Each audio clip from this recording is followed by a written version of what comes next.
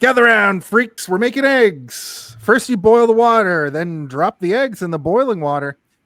Let them boil for about 8 minutes for the perfect tender flesh and creamy center. Be sure to detach the membrane. Don't overcrowd the pot. And remember, a 7-day-old hard-boiled egg is easier to peel than a fresh one. Have an ice bath ready as well. It helps. So gather around the police radio because it's time once again for Hey, did you see this one?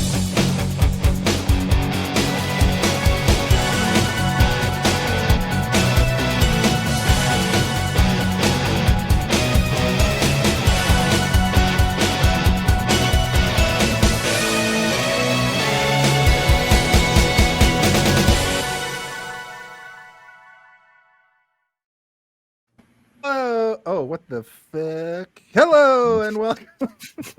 That's how you should start every episode from now on. What the fuck? It was cartoony. Thank you. That's what I was going for.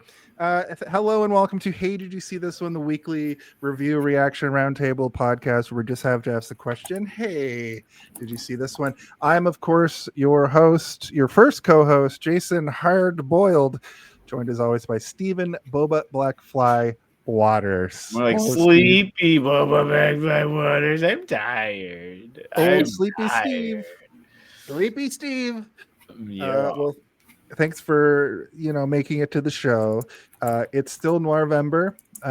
This week we're taking a bit of a detour from straight noir, and we're going into the hard-boiled noir territory.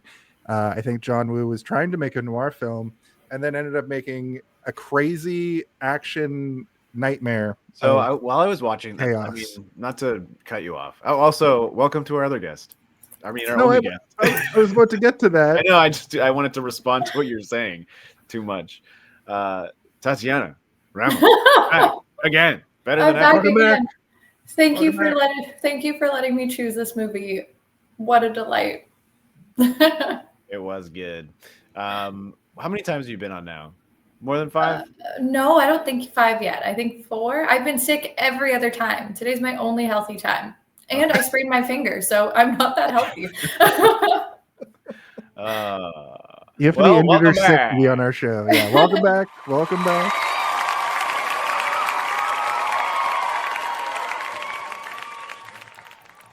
I'm glad that we gave you the list and you got to pick from the 4 because we hadn't had you on in a while. I wanted you to come back and get to pick your movie. You went over Dick Tracy, you went over Maltese Falcon, you went over Who Framed Roger Rabbit, and you were like, hard boiled, gotta be. I chose the only one I hadn't seen yet. Perfect. And a good choice too. The movie Hard Boiled, directed by John Woo, which most people know John Woo for his American movies, but this is one of his earlier films, not an American movie, but very much feels like one, but in like a crazy over the top anime way. Like it is wild, like the level of action, but it is very much his branded action, even though sometimes you feel like you're watching a Paul Verhoeven movie at times. Yeah. Or like a live action anime is what it really feels like at points. As you said, do you want to give us a brief synopsis, Steve? I can try. This movie is very heavy. There's a lot going on in this movie, but I will try. If Zardos is around to... Oh, yeah. Zardos, are you here? Do you have something to ask us about? Zardos speaks to you. He demands you synopsize this film. Tell him how, why, who, what occurs in this film. Wow. Okay, sure thing, Zardos. This movie is about a detective, he's an inspector, not a detective, which I don't really know what the difference is, but I assume it's just a title. Number of murders. Yeah. And his name's Tequila Yun, and he is a badass, but he's also sort of a fly off the handle cop. He doesn't necessarily take orders well. He's not very respectful to his commanding officer, but the movie's all the better for it. This is very much where the hard-boiled aspect of this story comes in. He is, by definition, a hard-boiled detective, where he has sort of an honor code. He plays by rules, but they are malleable to him, and he will break them if it means doing the right thing. So he does have kind of like a strong ethic to him, but he is also willing to shoot a person in the head for justice. He's like a Judge Dredd almost. But this movie is also paired with another character named Alan, who is where the noir aspect of this movie comes in. This character is very much a noir character, where he has dubious morals, and he's surrounded by seemingly evil everywhere, and nothing is good to him. Everything is gray, and morally gray and bleak. Everybody that he deals with is evil, and he himself is committing horrible crimes constantly. And he's not enjoying it, but he's not necessarily not enjoying it at times. But it does haunt him. He's sort of like a haunted figure, but he is also technically working for the police. He used to be a police officer, and he is deep undercover. And these two stories are woven intricately together throughout the plot, where a character by the name of Johnny is basically slowly trying to become the greatest crime lord in all of Hong Kong, and to varying degrees of success, but mostly successful until his plan is thwarted by Tequila and Alan, his greatest enemies. Where we discover that he's creating essentially weapons holding facilities all over the city, while also systematically disrupting and destroying all other crime families. You know, it's sort of like a mafia style story happening here. But you know, he's got gun. They're not factories, but they're like vaults basically all over the city, and that's where sort of the crescendo of this movie takes place. Is underneath a hospital in the morgue, where he has a secret vault full of rocket launchers and grenade launchers and cool one-shot pistols. It's wild. Yeah, it is a lot more complicated than that, but that's sort of what it hard boils down to. Am I right? Am I right? Am I right? You were right. Okay. Did I miss anything? That's kind of it, right? That's pretty much it. We can get into the meat and the potatoes of the story as we go through it, but that's kind of the broad strokes of what happens here. Well, that's excellent.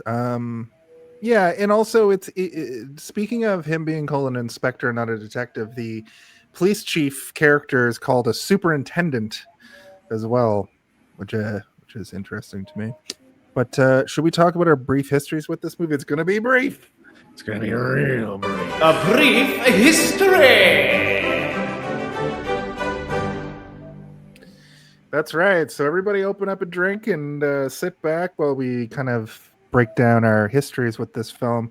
Tatiana, would you like to give us your extensive history with the movie Hard Boiled that you watched last weekend? Definitely, yes. I first heard about this movie when you texted me the list, and I Googled it. And then I watched it for the first time on Saturday, and it was absolutely delightful. So I'm very happy that I've had this really not even a full week, 5 days to distill it in me. Yeah, that's great. How about you, Steve? Well, I've seen this movie a very long time ago. There was a brief stint in high school where I was obsessed with John Woo movies. And then there's a video game called Stranglehold, which is made by John Woo and also stars Chow Yun Fat, once again reprising his role as Inspector Tequila Yun. It's a very fun video game from memory. I haven't played it since it first came out, which I think was like 2009, maybe? I don't know. It was a while ago. And then there was another point in time where I revisited it in university because I read the book Hard Boiled, which is like an anthology crime series, and I became obsessed with hard-boiled detective movies and books, and absorbed a lot of them, and rewatched this movie to sort of have that comparison of like, what is the interpretation of a hard-boiled story from somebody who's making movies in Hong Kong versus Western cinema. Turns out pretty similar. They're quite similar in a lot of ways. And then I watched it twice this week, mostly because the first time I watched it, I was like, I think I didn't fully absorb all of this properly. I need to watch it again with the English dub. And then I watched both versions. I like the English dub. It's not overly cartoony. You know, like sometimes you'll watch a dub, like a live action dub, and it can feel very goofy. Not too bad. I think you guys both watched the dub, right? Yeah, so I think you'll agree, right? It wasn't too. There are some moments where you're like, "Oof!" There are moments. You need to where I take was two on like, that line, sir. That was a little bit Yeah. wacky. When he gets super British. Yeah, he has like a just weird for no, accent. yeah.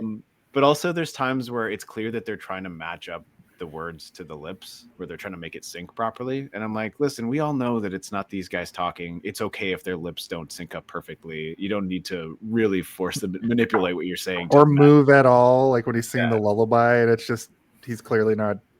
But I'm like, well, my point is, who gives a shit? We know that it's not them talking. Let it not match up perfectly, because it's just making the performances sound weirder than the lips not moving at the right time.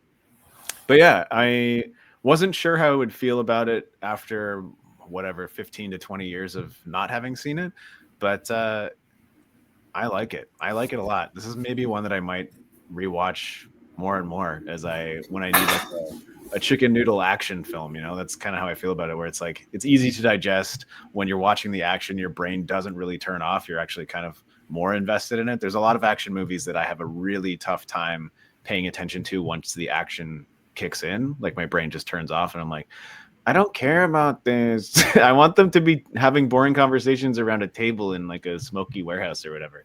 But this movie is not that, because he spends so much time making every single shot like so interesting. Everything from like the character movement to the camera movement to him hucking chickens off screen to make sure there's feathers and like action happening everywhere at all times.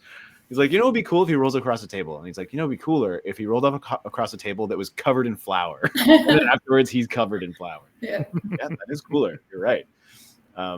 Yeah, that's my brief history. Is I watched it twice a long time ago, and then I watched it twice this week. Cool.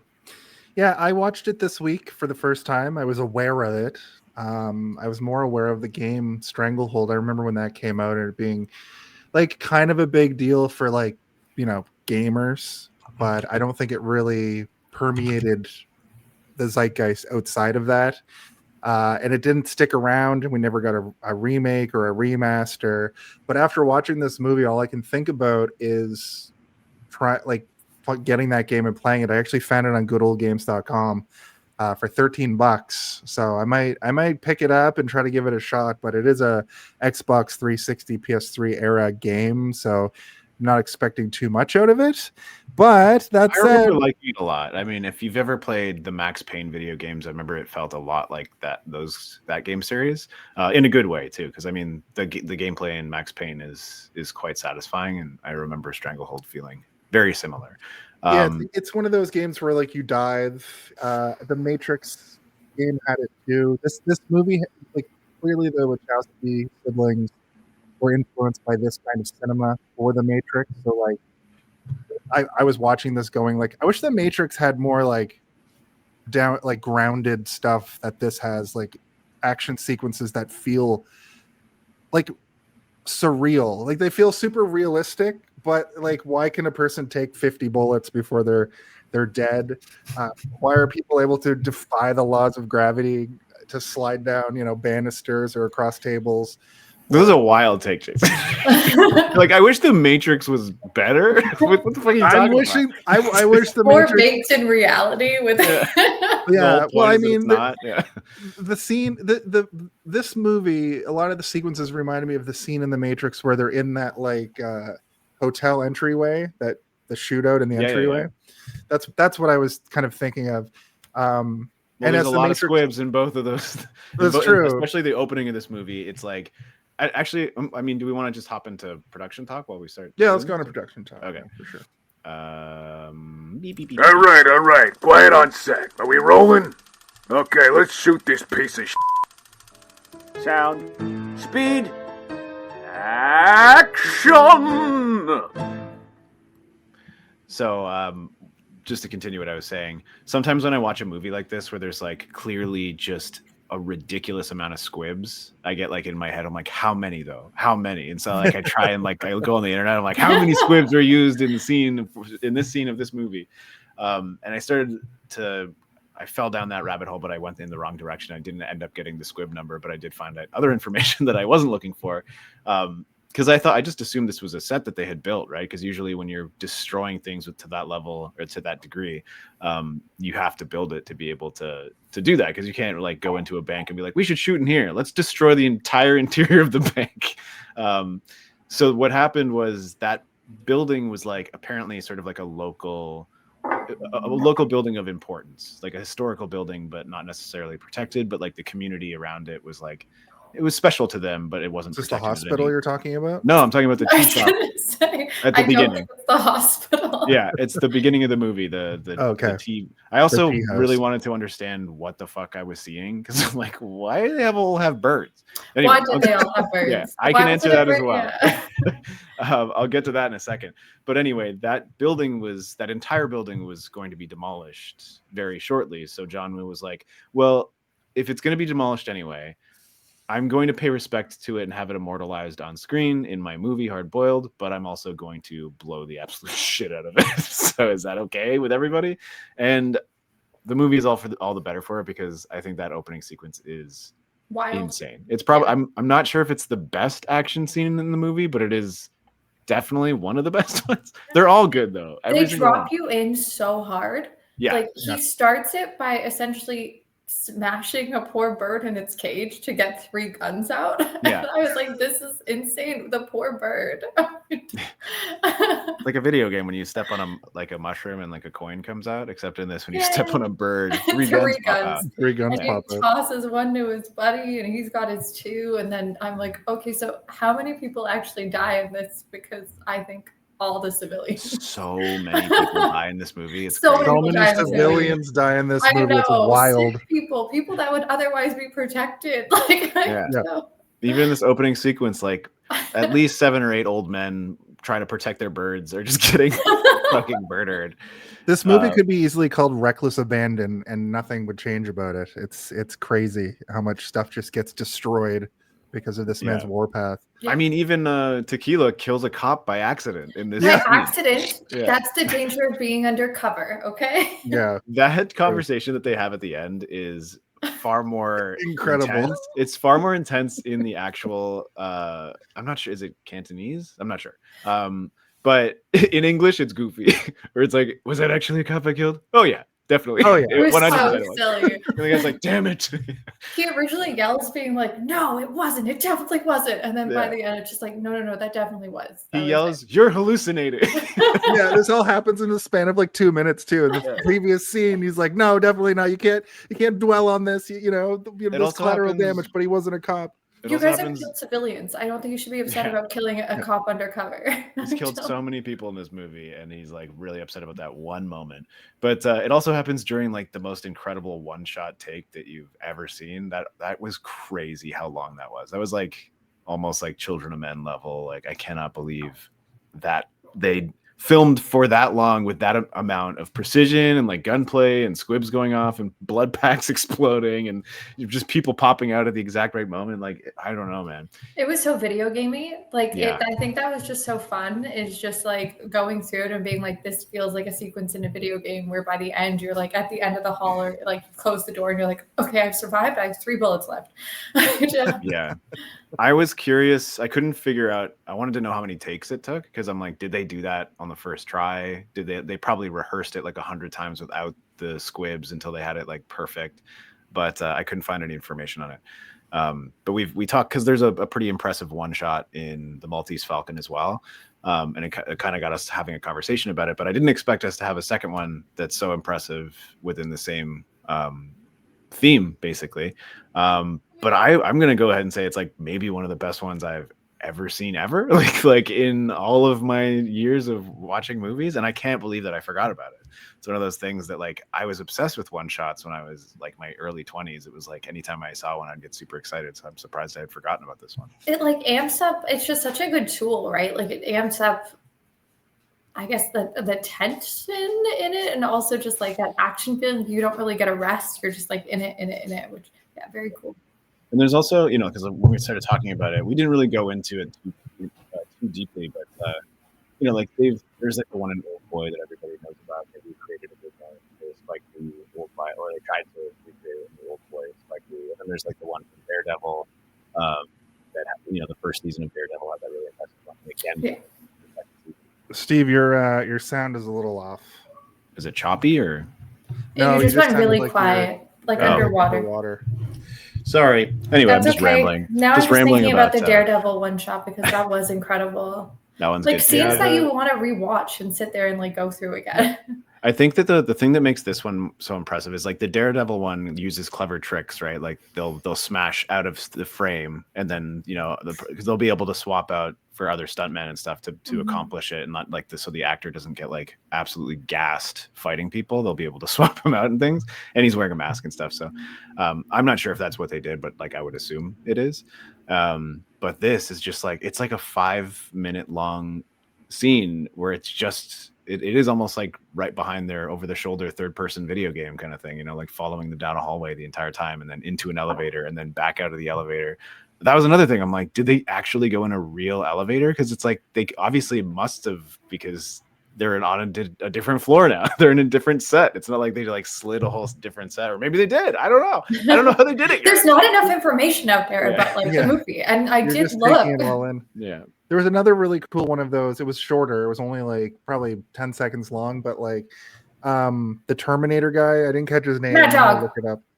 His name's Mad Dog. Sorry, I am obsessed with Mad Dog. I think is my favorite character of the entire movie. Yeah, I referred to him as Terminator through this whole thing because he's basically the Terminator. He's also wearing the same outfit that the Terminator wears in the first Terminator movie. He bites. He holds a bunch of grenades in his hand and he bites all the pins out. It is honestly, I was like, I think I love him. I think I'm in love with this man.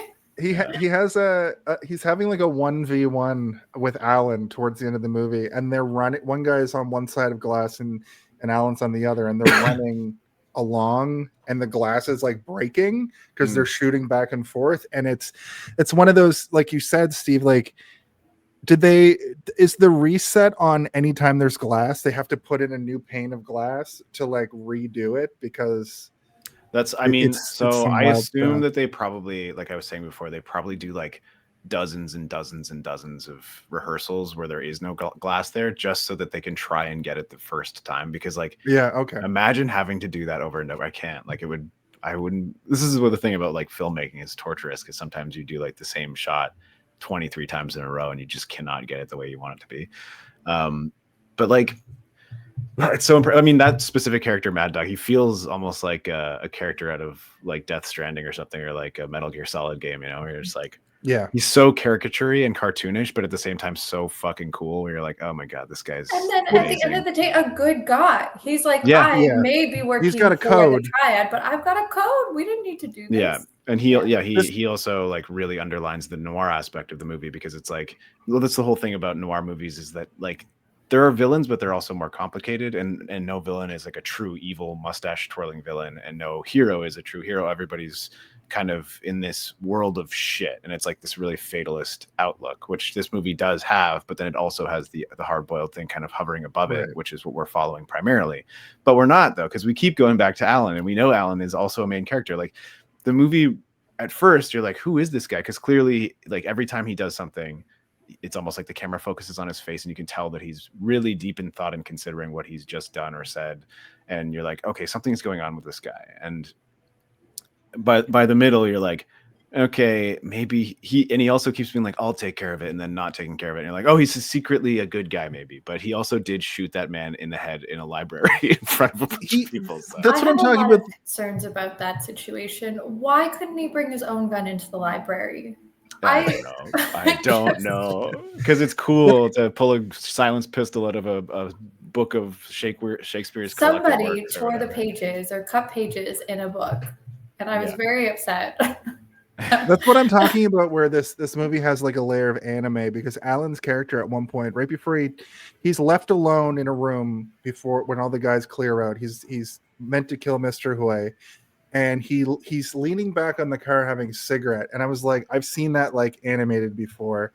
And this movie also has a layer of James Bond to it, because all of the villains all have a thing. Like Johnny is this like crime boss lord who is very fatalist. He hates police. And, traditionally he wouldn't kill civilians, but he kind of snaps. Before we know Alan is a bad guy, he's got a James Bond villainy thing where he makes paper cranes for all of his victims that he's killed. I love all that kind of stuff. It works so well in this scenario. And that's the long and short of it. I like Alan. I think Alan also is like, I don't know, he is an undercover cop, I guess, and he's been in it sounds like for a while. I feel like based on obviously not my own knowledge as an undercover cop, but just like books or movies, they do shitty things. They have to. And he's just like been in it so long. And I feel like the cranes are there is like a little reminder to him of like every person he's killed in this role.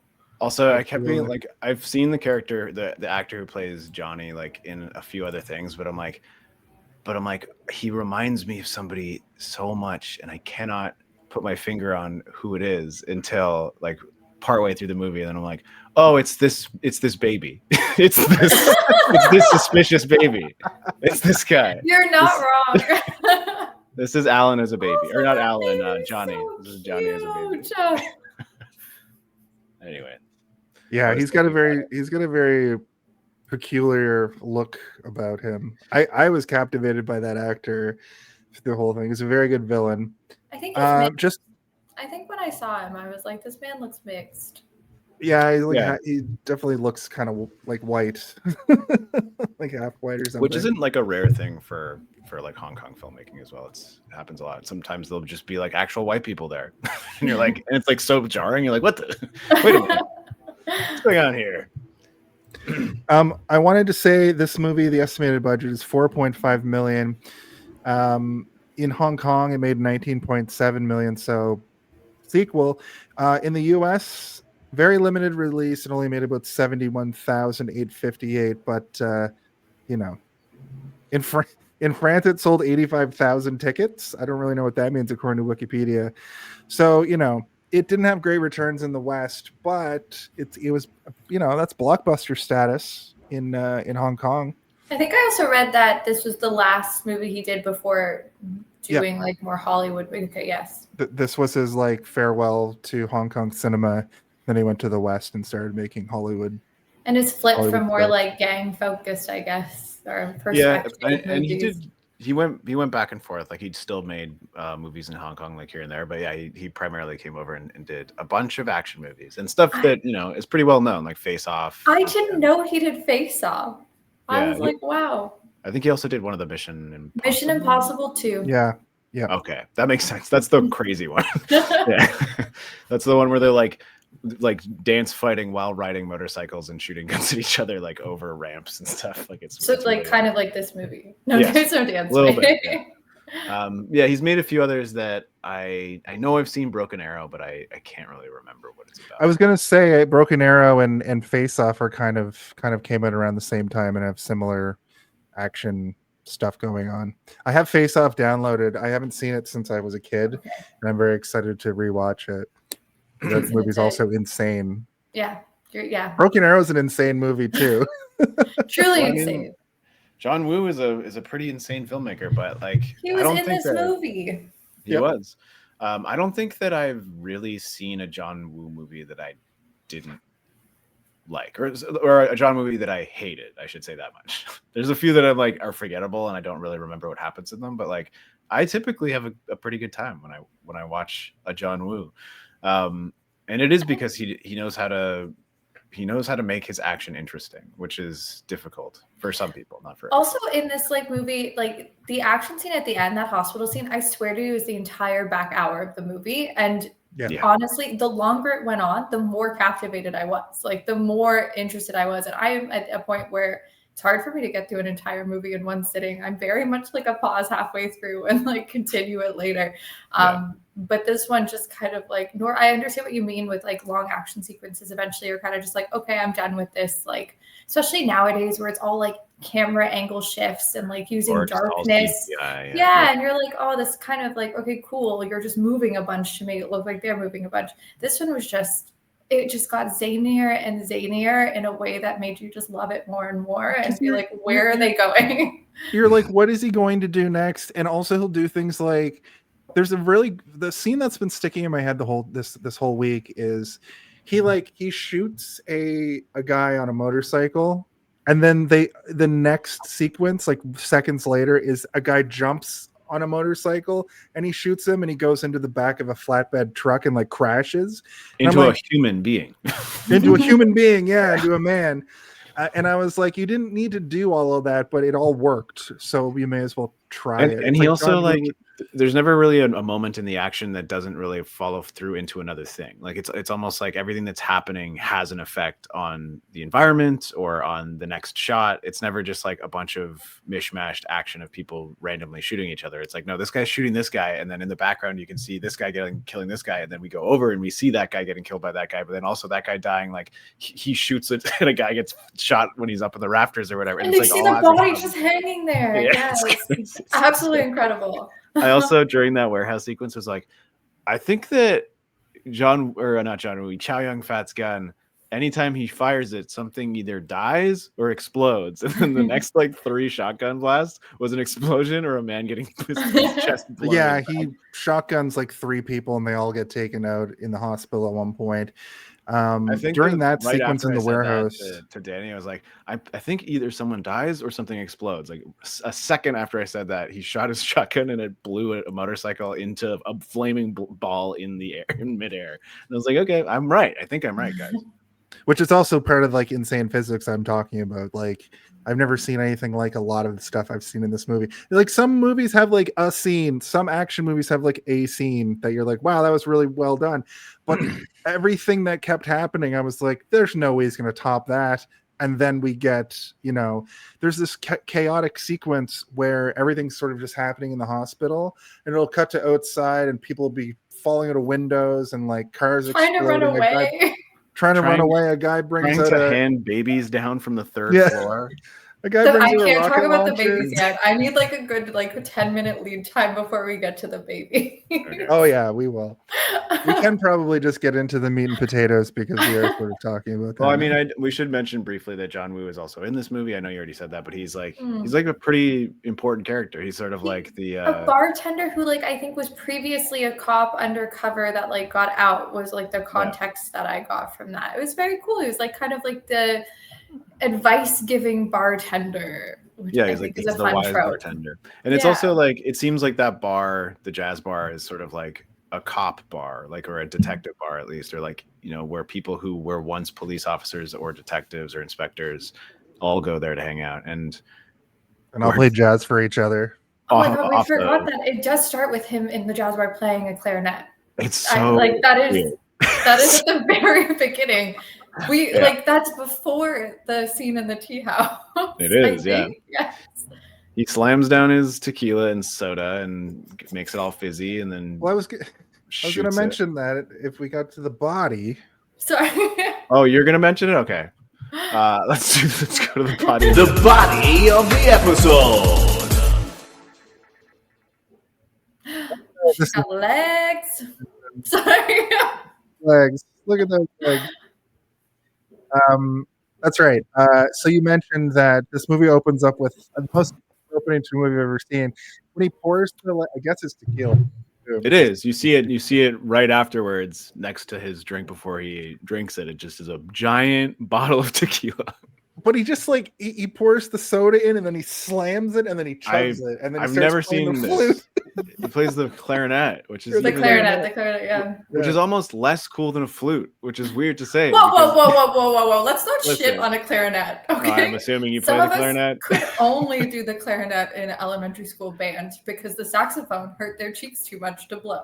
Oh, this is the exact conversation I had with somebody else while I was watching this movie. I was like, it's not the coolest instrument to play as a inspector detective who can jump through the air with 2 pistols at the same time. I think if you can jump through the air with 2 pistols, anything you do is kind of cool. Yeah. Listen, I'm not. And Chow Yun Fat doesn't look like a standard action man. He's just tall. No, he looks like a clarinet player. Yeah, he's very tall. Is really what I boiled it down to. My theory about this is that they were like, oh, well, we should have you playing the saxophone. He's like, well, I can play the clarinet. And they're probably like, maybe the saxophone. He's like, no, I want to play the clarinet. So they're like, what about all the saxophone music that plays later in the movie? Similar That's to not Lethal him. Weapon. They're like, that's John Woo. That's John Woo, yeah. John- yeah, Um, so it's revealed that he's a clarinet player and he's a badass. They're We trying see to a show you he montage has of sides, you know? He's not Yeah. just the hard-boiled detective. He loves jazz. He loves jazz and specifically clarinet jazz. The jazz Over the- clarinet. over the credits. We see a bunch of crimes happening in the area. This lines up with so I know this isn't Japan, but the Japanese Yakuza famously switched over to guns from swords. And I feel like this must have happened with the Chinese mafia as well because of the way that they are so hyper focused on the gunplay in this. Now, I'm not saying that they, out of honor, they used to use swords or whatever, but it did feel like the guns were relatively new because of the amount of guns that were being used. And they do mention the Yakuza at one point, but like Yakuza is Japanese, isn't it? Or can it be also Chinese? It's Japanese, but I assume that they operate globally.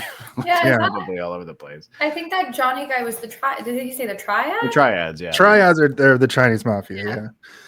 Also, he's an arms dealer, so maybe they're just bringing in new guns. There were so Yeah. many different types of guns in this. It was kind of cool. It felt sort of like standard, 80s action movie tropey stuff to me, where I'm just like, oh yeah, this makes sense. This is a thing that, is good. It's also like, it's always weird when you're dealing with like drugs and stuff because it brings in a different sort of like vibe to it. But this is just like purely like implements of destruction. That's what's happening. Yeah. It was all gun running. There was no drug element at all, which was really interesting to see, I thought, because it's always drugs. But when it's not drugs, it's so much crazier because they're using guns to defend the guns that they're trading with other people, which is cool. So then they go to some kind of bird bar. I can explain this if you'd like, because I was so curious. I'm so curious. Yes. I was like, is this like a weird, like they're pretending it's a pet store so they can like gamble and like the police are supposed to not know about it or something? And apparently no, it's just traditionally in this area of China, elderly men would go to tea houses, and there would be specific tea houses that would allow you to bring your pet birds, because there were so many people that had pet birds, and they would bring their birds with them, and they would drink tea, and they would just have conversations with their friends while also being able to have their animal companion there, which is like very nice. And I'm like, oh, that's kind of cool. But birds just seem like the type of animal you could leave at home, right? Like it's not going to get pissed off if you left it. This is true, but maybe it's a different culture. I'm not sure exactly how it works, and like I find birds to be absolutely disgusting. I hate birds so much, and when I go to someone's house and they have a pet bird, I say, please don't take the bird out of the cage, and they're like, I'm going to take the bird out. I'm like, don't do it. Don't do it. I might accidentally punch it out of the air. I cannot pause. What's the size of the bird? Like we're talking like big chocolate birds? Any bird. I agree. I do think birds are kind of the meanest animal to keep as a pet. I'm sorry to anyone who's a bird person. They fly outside. I think I'm just scared of them. I've also been attacked by birds as a child, and like I think I just have like an actual weird, legitimate fear. The situation where I was at my cousin's and I discovered their parakeet had died, and I was the first person to discover it. So I had to like be like, "Hey, this bird's laying down over here. Is that normal?" And they're like, "Wow, I just ruined your weekend." Great. Yeah, gotta go. I don't hate birds. I just really don't understand them as a pet, and I don't like them, and they make me nervous. Actually, one time I was doing a talk at Ryerson for like, whatever. It was for the escape game stuff. But afterwards I left, and a fucking bird just attacked my head. And like, there are all these people like, what's going on? I'm like, I don't know. Was it a goose?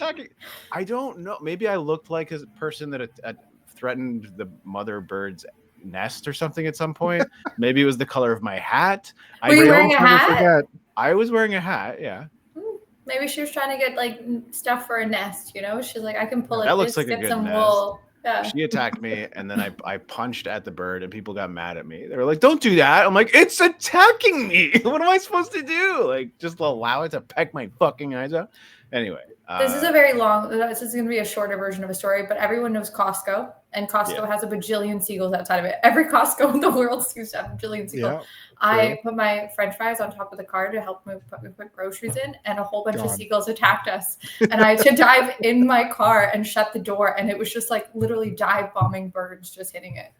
look Terrifying. at that. All three of us have Mm-mm. legitimate reasons to hate birds.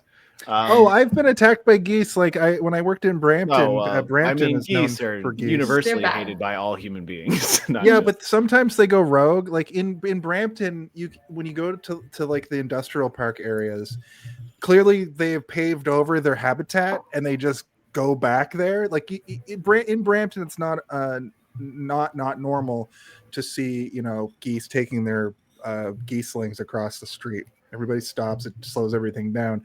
But in this business park I worked at when I was at Indigo, one day a goose just went insane and was posted up outside the front door and was just going nuts on people who were trying to go into the building. I'll never forget it as long as I live.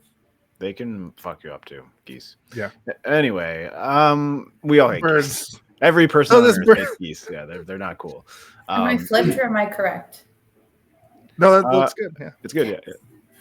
Everybody's hard boiled now. Yeah, mine's flipped for me, but Okay. So yeah, it's a traditional practice where these men would bring their pet birds and go to the tea house. So this is just sort of like he wanted to show that in the scene. It does make the scene very strange to someone like me who's not familiar with the tradition, but at the same time it makes it really cool because there's all these It's weird visually props interesting. everywhere, and it's like they're shooting through the cages and Feathers everywhere. there's feathers everywhere. The noise is crazy because it's like they're talking, but there's just constant bird sounds going inside of a building, which is just like jarring to see visually. And Tequila's trying to keep an eye on the people doing the deal behind him, and he's got got a mirror inside of his cage. Yeah, on he's like, his cage. Genius. yeah, it's fucking weird and it's fucking cool, and I like And- every second of it. Yeah. On my note about it being kind of like an anime, the voiceover for like the bad guys that he's watching have the most anime bad guy voices I've ever heard. A lot of the especially in the 80s, a lot of the voiceover artists, they would do all of these movies and then they would also do anime. And I think that's kind of still the case for a lot of dubs. It's like voiceover artists that do anime also do foreign language films all the time. So they probably didn't even know what they were doing. They're like, okay, what are the lines? What do you mean? Where are the bad guys? Also, based on the lines, I would assume potentially an anime movie. Like, it's hard. If you were just Yeah. given the script, what would you? You don't Yeah, know. you have no clue. Is John Woo there And then overseeing this? Who knows? 17-minute shootout. Okay, cool. This is an anime. It is also one of those things because most dubs that I've seen with Chow Yun Fat in them, he does his own voice for the majority of the movies that I've seen because he can speak English. So it was weird to not hear him doing his own dub. I don't know how you felt about that, but I was kind of like thrown off by it. I'm like, wait a minute, why doesn't he just do it himself? But I don't know, maybe this was earlier in his career and his I English also was wasn't stronger. sure. Like, the one I ended up watching was like a 2003 remaster or something. So I also wasn't sure if the dubbing was perhaps like something added much later. So like, would he go back because then I was looking it up. I was like, is this the actual dub version? Yeah. I'm still not 100% clear if it was. Like, I don't really know if it was. I watched a version. vetted. It didn't have the year on the tracker, but it says remastered. We talked about this a little bit at the party last weekend, and the movie felt like they cobbled together a bunch of different versions of the movie because there's some real disjointed bits. That's like my one problem with this version of the movie I watched. I do want to see the actual. Like, I do intend to see like the original version, like not dubbed, because I am interested to see. It's on Tubi. That's where I watched it, and it has both versions. So I watched both this week. Okay, so you watched the version with subtitles? I watched or did both. it also? So what was it shorter? Was it longer? No, they're the same length. Yeah, they're the same. Okay. Could you tell was one not remastered? That's something They're the that's same. crazy. They're I'm the same. assuming- They were the same version. The only difference is one of them has people speaking English and the other one doesn't. And if we got those weird British, like where Tequila's character did sound British sometimes, then I think maybe it was the same dubbing. That's the one I had. Yeah. Yeah, there we go. It was very confusing because I'm like, is this man British? Like, I don't know who's doing Yeah. It was odd. My only note from the bird bar restaurant is so many dead people, so many dead birds. That's pretty much. Weirdly enough, Well, the only bird that you saw get potentially injured in this sequence was when somebody. Oh, I guess that. But then there's also the part where somebody throws a chicken at Tequila from off screen to make the shot more interesting. Very funny. Also, there were no chickens in that. I think were there chickens in the restaurant? In the kitchen. Okay. Yeah. I That's don't how want they to know prepare why. them. Yeah. The vegetarian in me is saying no. It's for fresh eggs, Tatiana. They lay Good, their yes, of eggs course, in house. yeah. So the whole thing comes to a head because they witness the exchange of guns for money. The police jump into action, and In the craziest way. It's like it's Yeah. not like they just stand up and say freeze. They No, don't no. try to arrest them. They One of the kick over inside. tables and chairs, and No, they no. reveal. One of the inside cops walks up to the table and just starts swinging around a tea kettle full of boiling water and Right, hitting oh, people yeah. with it, It slaps the guy with it. Yeah. which is the wildest way to start a fight because you are burning people and also smacking them. And it was like a big cast iron tea Yes. kettle. It was Classic. so crazy. Yeah. At no point in this, from the beginning of the movie to the very end, does a single cop say, "Stop, you're under arrest." Like at no point do they ever say, try to actually arrest. Yeah. They say freeze or you're dead man and immediately start shooting. Yeah. The action sequence is just wild. I didn't really make any notes specifically about it. We can all kind of conjure it in our minds, but when everybody's leaving to go down the stairs, and this happens a couple times in this movie where people are like falling over each other to get downstairs. Yeah. Tequila runs out. He pushes a woman out of the way, and the momentum of that like knocks him onto the banister, and he literally see him go fuck it and slide down the banister just shooting, which amazing. I couldn't believe it. Yeah. I was like, oh, this is the John Woo that I want to Mary see. Poppins was himself down the fucking banister while shooting 2 pistols, and he shoots that guy 17 times. I counted it. 17 for one guy, and every bullet hits. Yeah.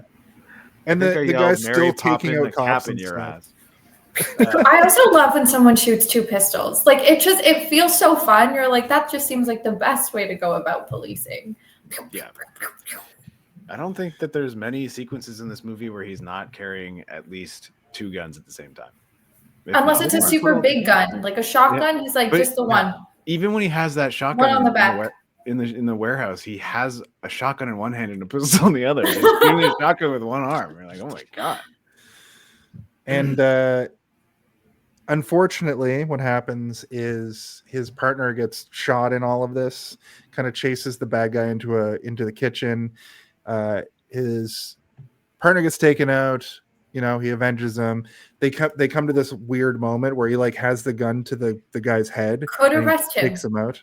Yeah. Could arrest him in that moment. Could arrest Had him. ready Should have to be arrested him. arrested. This is also the moment where you realize that he has had his toothpick in his mouth this entire fight. And Yeah. never, So it never gross. fell out. Yeah. I find it so gross. I just don't really like toothpicks. It's badass though. It's the fact I'd be so scared. Like you just get bumped. There were so many people Yeah. bumping. What if you swallow it by accident during your gunfight? That's how you Like, get it's taken stuck in out. Or your it gets- throat. Or it gets stuck up and down in your mouth, so you can't close it. Stop that, Jason. It's too real now. Let's I get don't like back it to him anymore. shooting that guy in the face because he killed his partner. Yeah. He knew that partner was going to die. Tequila asked him about his family and his child, and I'm like, that guy's not making it. Yeah. That's- It's the equivalent to saying I got 2 more days till retirement. Well, when Steven mentioned it when we were at the party last weekend, Steven was like, it's like McBain. I'm waiting the whole time, and I only had to wait 20 minutes for it to feel like McBain. He's got his dead partner in his arms. He may as well went, no! Well, the camera, like, and that kind of happens later in the movie. And when spoilers, when Alan dies at the end, you kind of get that vibe. You get the McBain vibe. Not a real spoiler. Why? He makes it. Alan doesn't die. At the end? There's a scene at the end where he's on the boat. Yeah, he's on a boat. He's stripping away. Yeah, he's got a cast on. He Like- throws all of it. They burn his file so he can like go away and live his like Yeah. regular I life. misinterpreted that. I was like, they burned his No. file so there would be no paper trail about him existing, and then Tequila took the boat. I don't. That's what happened in my head. Oh, Because no, he's that's throwing not the Tequila. brains into the water. I don't know You how see, it's real Alan this though. It's his face. They'd have a I don't different know face. how I real missed. this is, I but somehow missed apparently that. Alan, I think, was supposed to die, and people were just like, "No, you can't have him die at the end. He has to get away." If it was a traditional noir movie, Alan would have died. That is like the one thing that where I'm like going through this. I'm like, if they were going by the rules of what the noir genre is, Alan would have died, and it would have just been a tragic ending. And But Tequila would have gotten the boat. or Tequila would have I died guess- too. Yeah. But it's this- not. It's a hard-boiled detective movie, so everybody has a happy ending. See, Well, speaking of this, the superintendent gives Tequila what for killing his number one suspect. He's like, you had him and you killed him, and Tequila just fucking loses his now I'll mind never have over him. that. I feel like someone siding with like the vice principal and Ferris Bueller's Day Off, but like I think the superintendent was just trying to do his job this entire movie and just like True. was dealing with a person that was not listening. It's that's absolutely what was Yes, I happening. would agree. Tequila kept fucking everything up because Yeah. he doesn't know enough information to be able to solve the problem himself. But little does he know, there's so much more going on. Tequila, Yeah. you need to chill out, man. But my partner's dead. Yeah, but that's not how So- Tequila plays the game. No, true. we get a funeral with some lethal weapon sex, and Tequila's playing the clarinet. We find out later that he writes songs for all of his fallen comrades, and so there's this And thing Alan with- makes paper cranes for all of the men he kills, so they're True. the same. Art. Yeah, Yeah. The police chief gets a confidential document. Tequila remembers his pal playing the drums. Just has a memory of that. So were these guys police by day and playing a police band by night? Is sort of a note that I wrote there. probably. And then we're introduced to a guy driving a Miata while 90s funk plays. Yeah, enter Alan, the coolest man The to ever coolest live. man. He kind He of looks a dresses little. so well. Like Yeah. I loved everything he wore. It might have been It's the also like sunglasses. this style is all returned again now, like the 80s style. I mean, at least it was for a little while. I'm not sure if it still is. I think it's all um, back. But he kind of looks a little bit like Justin Long to me. I don't know if you guys saw that as well, but every time I I saw him, can like he see looks a little it. bit like Justin Long. I can see it. He's also cool as fuck. Like him and Foxy, I kind of had them a little bit confused because of their sunglasses in this earlier part of the movie. But this is when he goes into the library. Alan's he's way so- hotter than Foxy, Jason. Okay. Foxy kind of looks like my uncle, so that's how I was like, no. He also kind of dresses like my uncle, so it's kind I of want to all meet your uncle. It over. sounds awesome. I like how Alan's a germaphobe, but for like 10 seconds, he opens the turnstile with a I think- handkerchief I and think that's goes like upstairs and fingerprint touches thing. every book on the shelf. Okay. So that's what me and Danny had this conversation as well. I was like, is he trying to not put fingerprints on it? That's what I assumed because they're going Yeah. to dust for prints. That's what I maybe. thought as well. Yeah, But then he, like you said, he touches every he fucking touches book. everything. Okay, but you're not leaving a fingerprint going like this on some books. But he's careful when he enters, and then you could accidentally leave a fingerprint on those books, and then he grabs the whole book with his whole fucking hand and puts it back there later. He puts it back. I know. Yeah. Honestly, that was kind of respectful, but the disrespectful these- thing was cutting out the hole in it for the gun. Well, Alan These didn't- police aren't doing fingerprinting. We don't see them do a single detective, a cop. no, You he does like a Sherlock maneuver. Holmes like mind palace, or like he turns into like Will Graham from Hannibal for a second, where he just like somehow can use intuition to know exactly which Where he book turned. took. Yeah. Yeah. Like how is he doing this? Was it the McDonald's he was eating? Gave him sweet brain the powers. shape of this magazine is the same as the shape that the blood left on the table, so therefore it's got to be a book about this size in a library. Anyway, he figures it out. But there is a gun in the book, and he kills this mustache guy for some sort of betrayal. His But there's a name witness. What was that guy's name again? He had a very specific Mustache. name. Was it like Jimmy or something? We got to replace Jimmy because you killed Jimmy, so now you're Jimmy.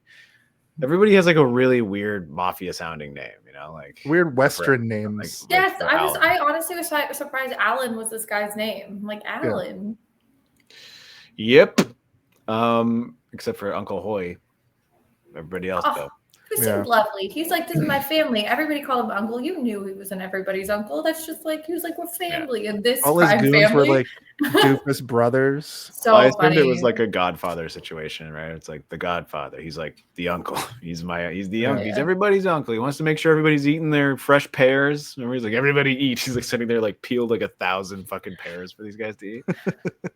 It's funny. Tequila sleuths the book as he mentioned it, and he finds the gun.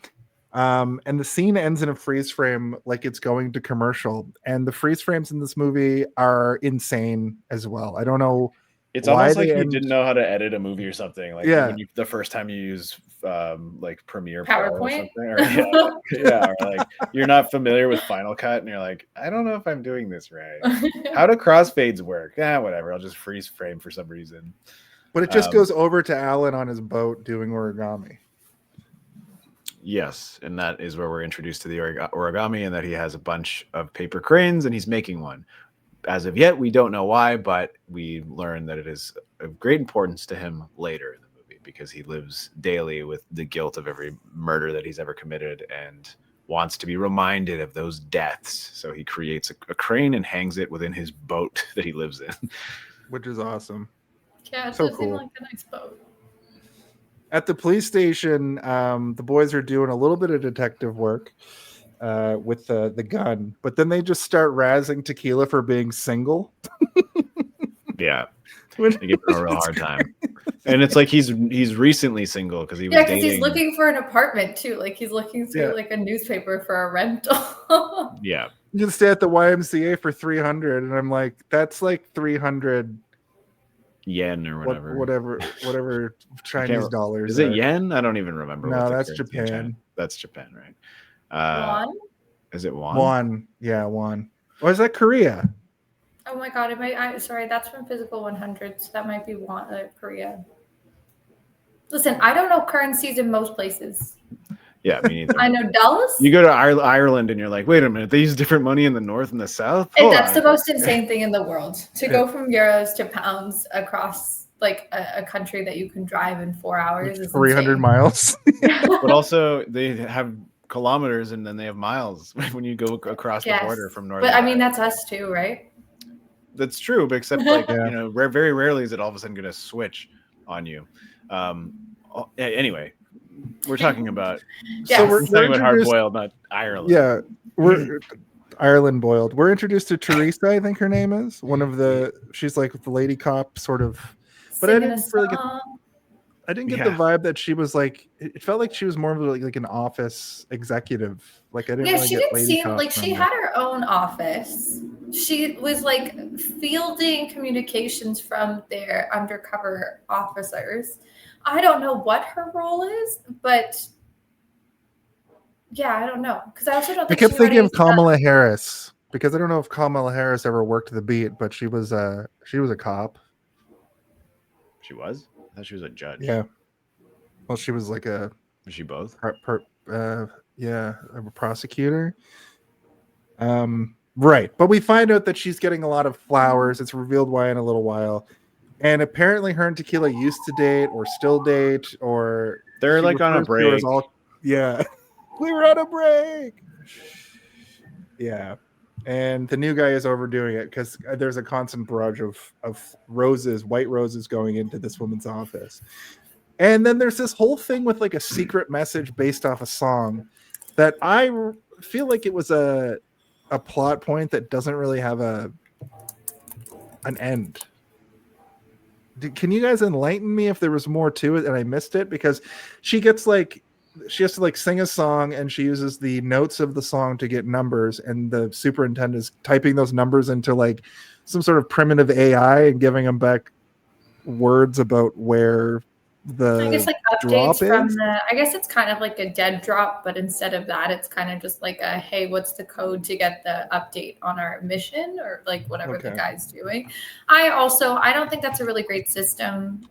Felt Like- lost in translation a little bit too, because I was like, what is any of this? It never comes back. It's just they show it twice and then it never really And it's is also anything. like they did like a do re mi system for the different notes, and I'm like, that's so good. Like, that's like at least 3 people in one room that are able to know notes. You know what, clarinet guy, I kind of understand. So I take it back. I do believe in tequila knowing the notes. I wonder if it's a cultural thing as well, because like here we do have like music as an option, right? But like when we're in middle school here, you have to take a music class, but you get to choose whether you want to try and play an instrument or you want to be like a vocalist or whatever. But it is required to have some sort of music. It's like art and all those, like when you're a kid, there are all these sort of like different avenues that everybody has to participate in, and some people will become passionate about them and grow up to try and be an illustrator and then get fired and replaced by AI, and some of them just go on to do whatever they want. Some people barely pass art class. Exactly. And are like, I did science, thank you. But I wonder if maybe it's like you have to do it for longer, like you have to take French up until a certain grade. Maybe it's also like they're kind of like Germany, you take like 3 languages instead of like you have to take like German, English, and 1 extra language.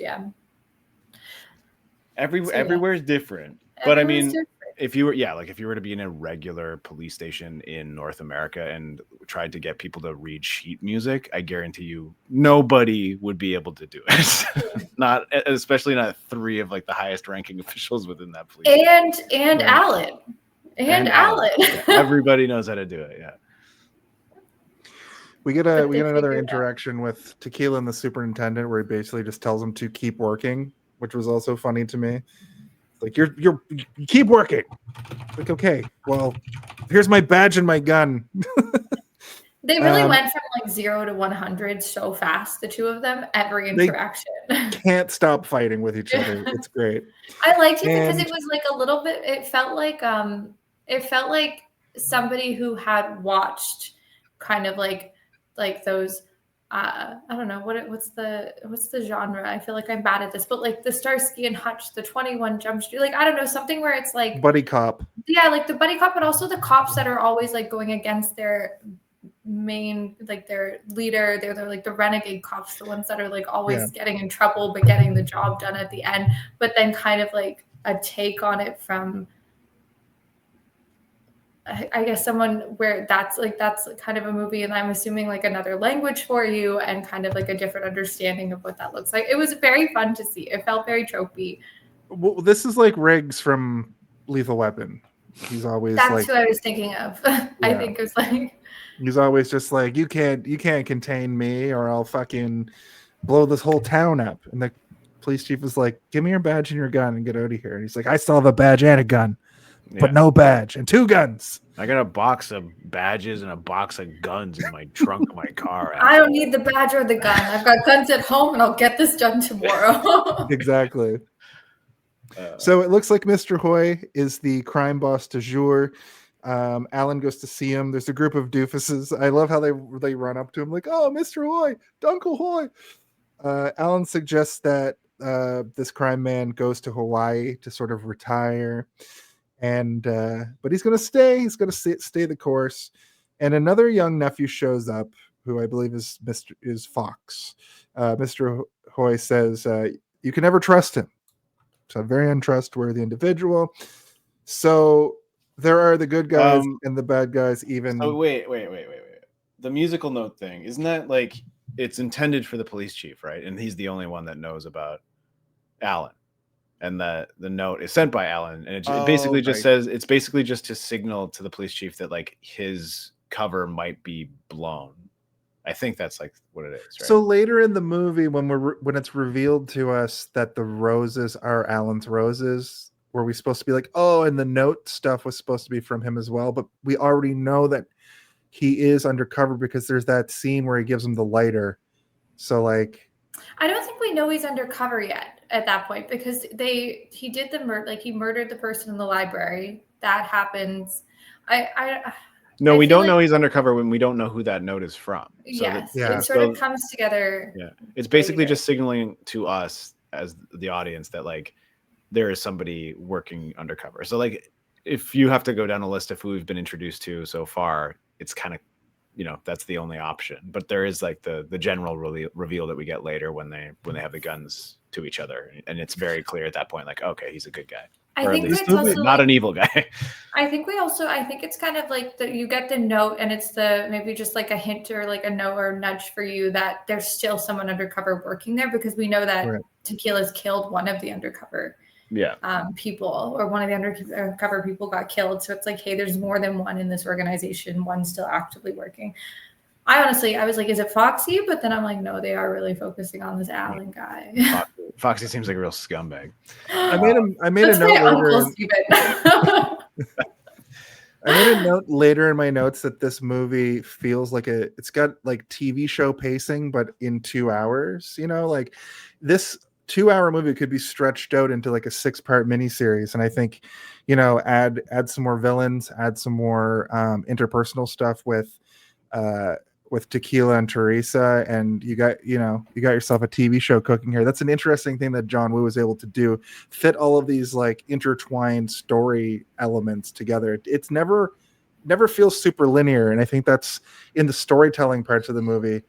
I think that's really interesting and important for something like this, because then it'll go into a 15-minute shootout, which it's its own awesomeness. But you watch these action movies a lot of times, and the story almost plays second fiddle to everything else that's going on, because it's just like, that's not what we're here to see. But they managed to make the actual plot pretty engaging and pretty interesting. And it's a movie like I feel like you need to watch a second time.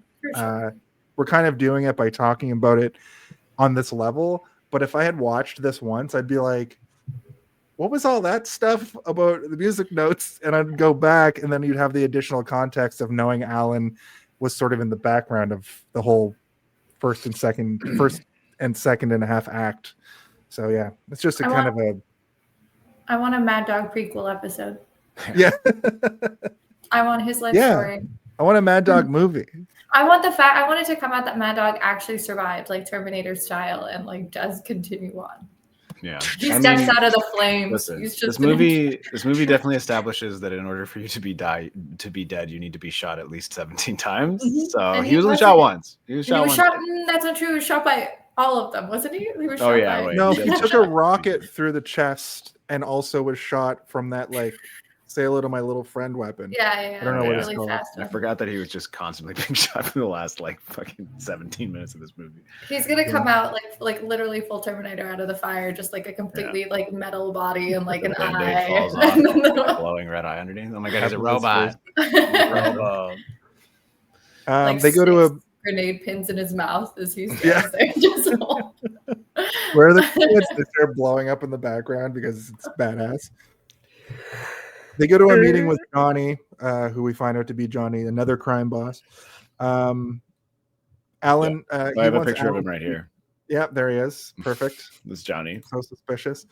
He wants Alan to be part of his like arms business, and it's weird. I noticed they're being all smiley and nice for how sinister the situation is. And they shake on it. They're gonna shake it out. They're gonna become business partners. I still have no idea that this guy's undercover. I don't know if I meant to or not, but in retrospect, it's like they haven't really given you enough information at this point for you to be able to piece that together. But they do enough work in terms of tone and music and like lingering camera and like his facial expressions and things to show that he has something going on behind those eyes, but you're not exactly sure what it is. There's something of importance there, like whether he's like also you're kind of like toying with the story of like someone who is clearly working for one baddie, like criminal baddie, and he's like making the decision to make the jump, and you're like, oh, is that what we're dealing with? Or I wasn't aware he was undercover at this point. There's the sequence where the Johnny leaves the building to find his car papered with newspaper articles that aren't subtitled or translated for us, but I assume it's a bunch of they were in the Tubi version. Yeah, it's just what were they? It was just a bunch of Johnny crimes. I don't remember exactly what they were, but it's exactly Johnny crimes. It's exactly what you would think it is. Yeah. Johnny is bad. Bad guy Johnny, back at it. I liked Johnny as a villain. He was like a little bit cartoony in his villainness, and I did love it. And he kind of reminded me of a James Bondy kind of a villain. I do also like that he puts on the face of like, you're part of our family now. I trust you explicitly because you are loyal and loyalty matters. But then like anytime he's alone, he's like, I don't trust that motherfucker. Like immediately is just like, maybe just follow him. I want to make sure that he's not doing something weird in that boat of his. You also can't call someone loyal if they are betraying like the people that they work for / family to join you. That's during disloyal. During that initial meeting, that's what he was saying is like, as long as Uncle is alive, I will be loyal to him. So as much as I'd like to work with you, I can't do anything against him because I'm loyal to him. And then that's like the seed of respect that's planted there. But then obviously later he shoots the shit out of Uncle. It feels like he just like dissociates, like his eyes go full crazy and he just when he takes with that whole group of his old compadres. At this point though, Alan knocks out, so Tequila like shows up here. It's like surprise, and Alan manages to knock him out, and it pops out of the bushes. Yeah. They decide not to kill him though because it's broad daylight on a city sidewalk. But anyway, so anyway, later on, Tequila's fishing. Just cuts to like him fishing. Oh, he's got to look inconspicuous to meet his contact or whatever. But it was confusing to me because he just got knocked out he's laying on a sidewalk, and the next scene is him with a bandage over his head where he got punched. Fishing. I didn't know what was going to happen. He gets smacked in the face with a gun. He gets punched. Gun butt to the face. But yeah, we find out here. Also, I think the point of this was to show that Tequila is a good guy. He's fishing and doing catch and release. And then when he throws the fish back in the water, he blows air in its mouth so it can breathe. Because fish breathe air. That works. Yeah, that's not how that works. I think it opens their gills up or whatever, right? So that when they fall. Okay.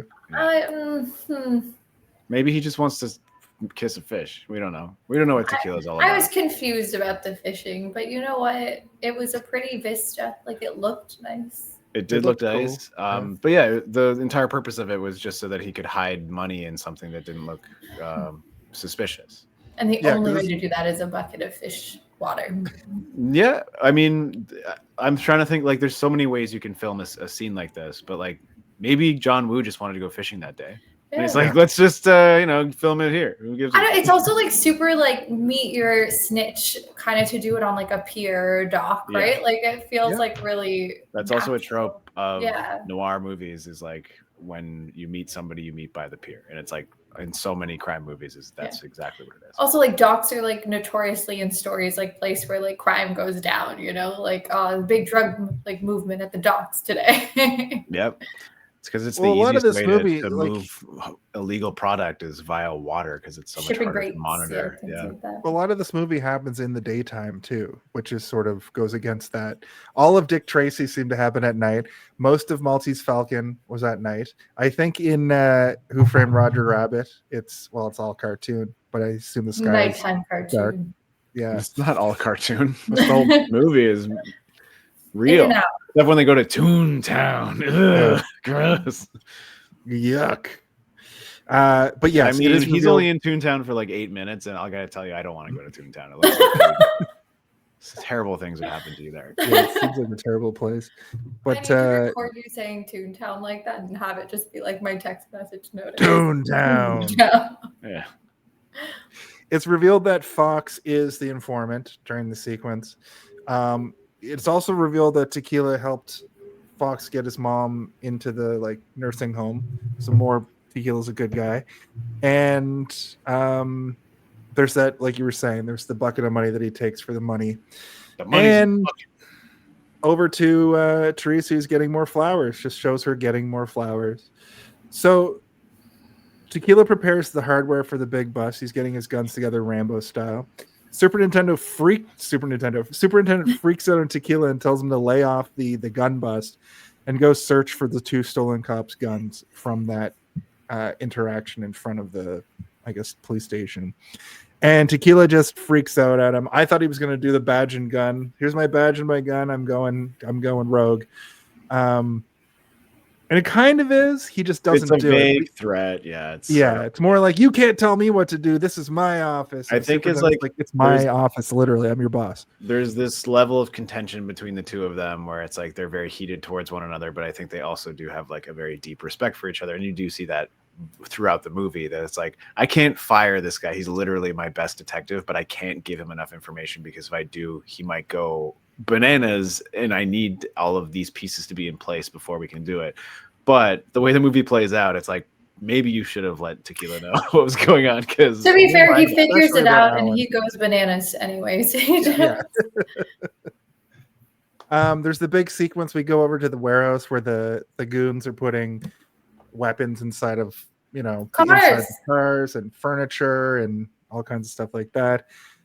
Johnny tells Alan to join his side and kill Mr. Hoy, and Can we just steal talk from his about the own box. motorcycles when they were all driving in and everybody had like That's so matching cool. motorcycles and like Yeah. a V formation with the cars? Because I was there being like, this is is working. sick. Yeah. And then when they arrive and they start like machine gunning from so far Immediately. away, and there's so many like beautiful squibs going off, and you're just like, this is so cool. I love I it. don't know if it's Mad Dog or someone else who like literally just like throws their motorcycle while they're riding it, so it slides out from under them and like Yeah, that's shoots it on Mad it. Dog. I was like, fucking sick. He also Like, does it into a pile of boxes, which was He's- somehow cooler. Oh, he is just, I feel like he just got the coolest ones. He never really spoke at this point. Like he was always just like the deep, silent, like kind of like scary Yeah. one. He doesn't really talk much in this movie, but Until at the end when he's like, you didn't have to kill them. And I Yeah. was like, oh, Mhm. Mad Dog. he's the Mad Dog with a heart of gold. Everybody keeps attacking his one eye. He's also the guy who like you can tell it's him in this scene because he's wearing like a pure black jean outfit. Like he's wearing a black jean jacket and black jeans and black boots and black The helmet. best thing to ride a motorcycle with. Denim, Absolutely. not as good as leather, but better than nothing. Better than nothing. Better than nude motorbiking. But yeah, this is where we're at now. This is like This is the big long the action scene in the 25-minute warehouse. long warehouse Yeah. action sequence. The That physics as soon as you think make it's no over, sense. it snaps back. It has a lull in the center of it, and then Yes. it just snaps back and like Where they all seem to like kind of clap, being like, wow, we did such a great job. Well done, everyone. And then it starts again. lone madman descends from the ceiling on a He zip does it by line. himself. And you know what? Yeah. At least he waited until like they'd shot about half the people. So like half of the baddies were gone. Yeah. And then he dives in by himself. Just He's completely by crazy. himself. This is where you realize that Detective Tequila Mockingbird is a madman. He is wearing like pure military gear, zips in from the ceiling like Batman, and right into the center. Like it's not like he comes from the side and has cover. He's like fully exposed and everybody's running away from him. But I mean, I guess it would be If frightening. it works. Also, you He can't hit hides this in the guy with cart. bullets.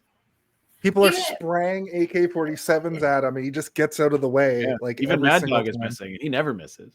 Yeah. That was when we were watching it. That was the thing I said. He was like shooting, and he's like, "It always works when I'm shooting at defenseless scientists. Why does it work?" Detective Tequila is too like wiry. He's like jumping, he's hiding behind cars, he's shooting. He's like, "I've I never wrote shot this a idiot target Tequila shows up because he's just like you just said, like he just zip lines into the middle of it. And Mad Dog lights a cigarette off an open, like a giant open flame from where he's thrown grenades and things are blowing up around him, which I Beautiful. thought was amazing. Yeah, we're kind of jumping around this sequence, but like, because it is It's so sort of long. it's a little crazy. Like it's just there's so many moments that are kind of like sensational that you watch and you're like, oh my god, and that too, I think is Entirely my the- note is Go ahead. Tequila comes in by himself to kill, not arrest the warehouse full of baddies. That's Yeah. still He doesn't my have enough sticking handcuffs. point. Yeah. He's only got one pair of handcuffs. Only one pair of them. They're for him and his new girlfriend. Oh, God. He needs to use those handcuffs to unlock a screw later in the movie, so he doesn't want to get them True. scuffed up. This this opening or this like the sequence is like a crazy action sequence, which you can't even really describe all the things happening because there's too much stuff happening, but it is amazingly cool. And anybody watching this that hasn't seen the movie, even just that sequence alone is worth watching the entirety of the movie. But it's not even the crazy sequence. And then after that, once everything cools off, once Mad Dog clears the room, they've basically taken over one of Uncle what's his name? Uncle Hoy? Boy. Koi. Yeah. Uncle Hoy's warehouse of weaponry, and then Uncle Hoy and all of his cronies arrive, his nephews, I guess. They show up, and they have a bit of a standoff, and then this is where Alan has to make the choice to betray. Because Mr. Hoy asks, he's like, please, you can kill me. Just let my boys be okay. Like, let them be okay. And it was really sad. I was like, okay, that's like a really nice thing to do, especially as like, a crime boss. He's like, listen, my time's done. Like, I can die. That's just the way this works. It's like, you rise to the top, you die. And Conan O'Brien is upset. One of his boys has a Conan O'Brien haircut. I don't know if you guys know this. I don't know Conan O'Brien's haircut enough. But yes, Alan does not. I like how he's like. I like how this drama is like soap opera level. It's high drama, and Tequila's just like in the bushes, not the bushes, The obviously, roof. but it's just behind like boxes watching this and like skulking around. It was a really weird like juxtaposition to like him trying to like take down all of the criminals. And the weird thing too is like when they're having this meeting, the Mad Dog's crew has like gone also into the back room or whatever, because when this meeting starts, they come out and they all have guns on the situation. And man, also Tequila loading his shotgun was crazy. He's just like jamming bullets into the shotgun in the weirdest, craziest way I've ever seen. It's just a cool shot of him At doing least that. he's loading his gun. You know how many action sequences you're like, that's too many bullets. There's too many bullets. There's no shotgun that can shoot 36 rounds in one go like that. Mad Dog throws a grenade as the other crew is arriving. There's a 5-car pileup. More Shakespearean drama between the factions. Alan's still trying to spare as many people as possible for the moment. Hui needs to talk to Alan, tries to explain that life is not easy. Mr. Ray wants Alan to shoot him personally, and he does it. And then I made a note that the guy who plays Alan is like, he's a really good actor. Like all of his stuff during this sequence is really cool. And the look that he gives Johnny and then turns around and kills the whole squad. He does this thing with his face that was just like very anime as well. And Mr. Rye's like dying wishes, like just spare my boys, as you said. But he turns around with an AK-47 and just like clears them. Just like it kind of feels like he like puts on, like he almost code switches, right? Like he goes where it's like he takes that deep breath and it's like a different person inhabits him in that moment when he grabs the gun. And he's like, I have to do what I have to do. And in this situation, it's shoot the rest of them. It was really cool because his eyes change. He like fully changed. Like he just goes like full kind of like empty predator, I guess is like the best way to describe it. And just like full mows him down. Yeah. I like Alan in this. Honestly, he did like a really good job. You're right. Like he felt like he acted his part really well. Like he felt Conan O'Brien's hair. I'm telling you right now. Okay. I just like that everyone wears suits with ties. Doing like the string dance in the warehouse. I was gonna say the actor that plays Alan's name is Tony Leung Chiu Wai. And I wanted to shout out his name because he's awesome. I think he did a very good job with this role. And he's so unsuspecting, and I thought he was the bad guy. And we're about halfway through the movie now, and I'm like, he's still the bad guy, but I don't know, something's up with him. Guy. Like he's a bad guy, but he understands the things that he does are bad. He plays the dad in Shang-Chi. Sorry, I was like, why do I know this man's face so much? Yeah. But to be fair, he was hot in that, so like this all comes around. I mean, I go, like I've seen him. I definitely haven't. Shang-Chi is actually a really good movie, like one of the good Marvels. Yeah, I haven't watched a lot of the modern Marvels, the recent ones. Okay, but you should watch this one because I think it's really good, and there's a lot of like Dragon Blood style like fighting with elements and. It's a Marvel kung fu movie, which is great, and then also in the zombie. Marvel Zombies. I stopped watching that because of their horrendous use of AI. They do a good thing with its character in that as well. Probably voiced by the actor as well because they used all the real real actors for that. But Tequila arrives. He smokes out the place with smoke bombs. That show. Marvel Zombies gonna eat my butt.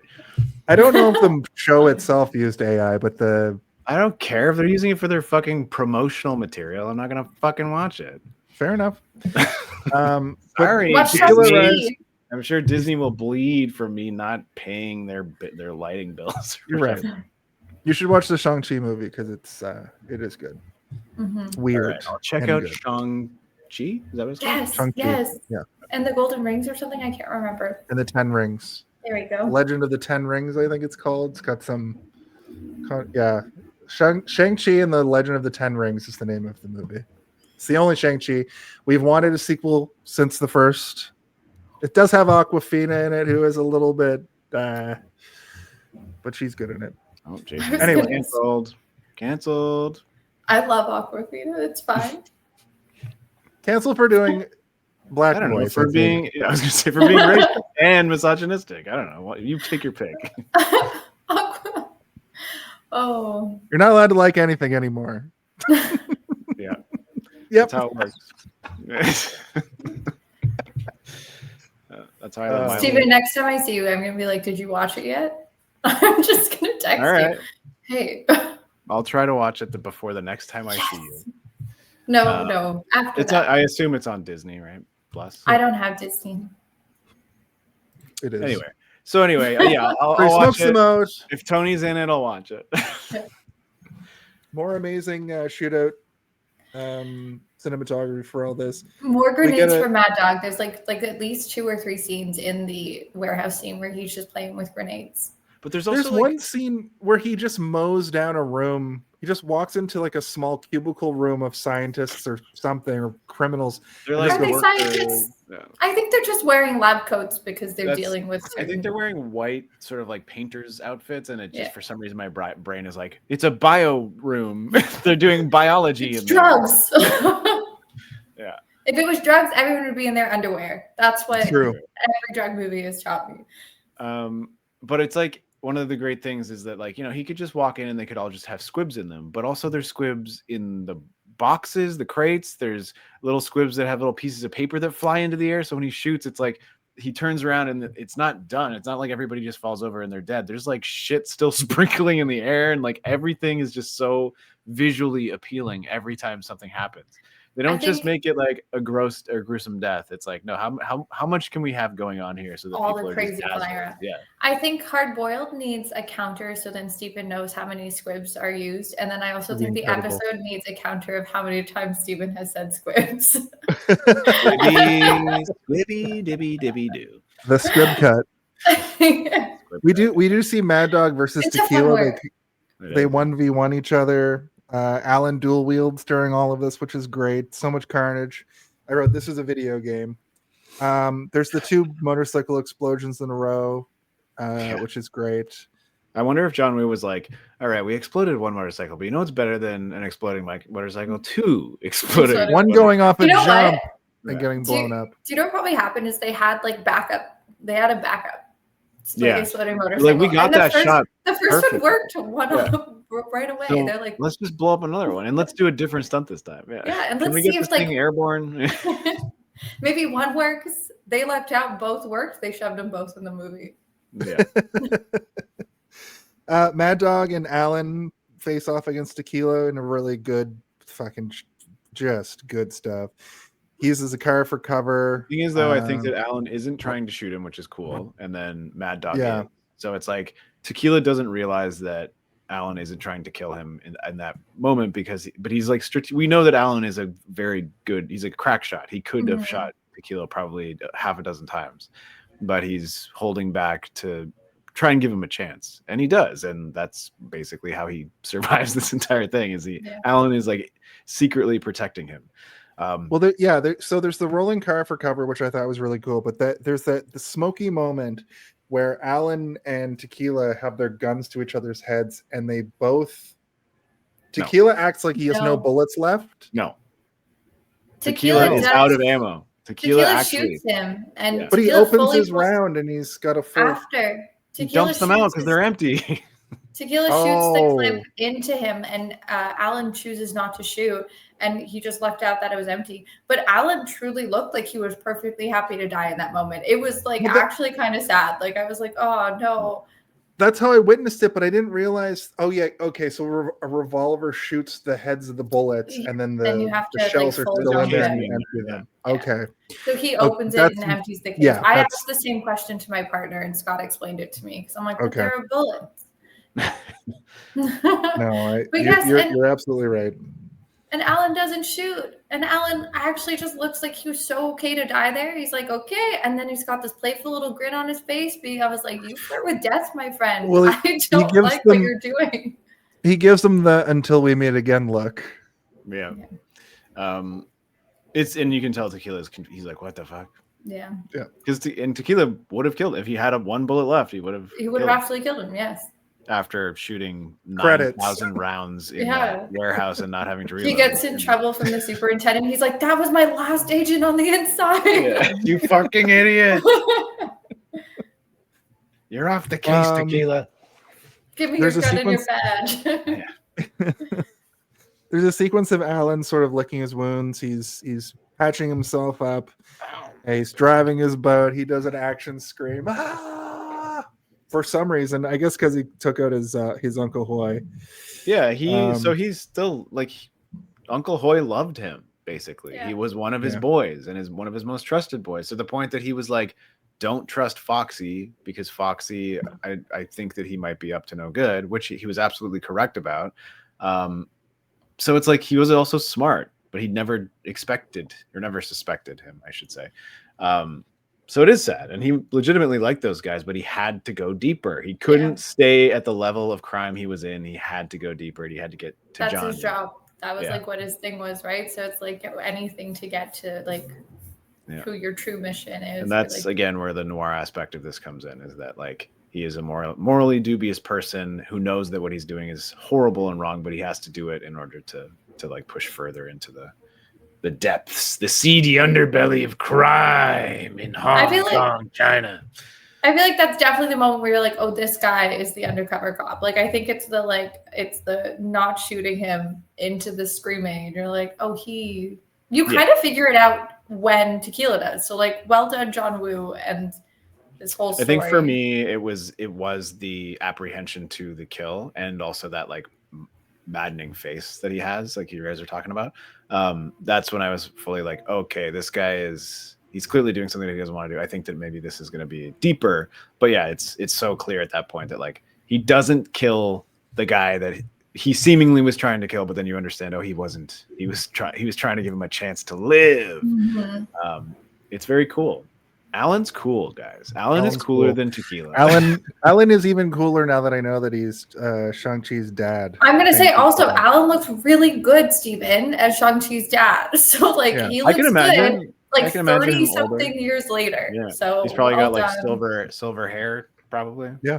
going on. Well, he's got like the Reed The Richards temple. gray. Yeah. Okay. Yeah, he probably looks.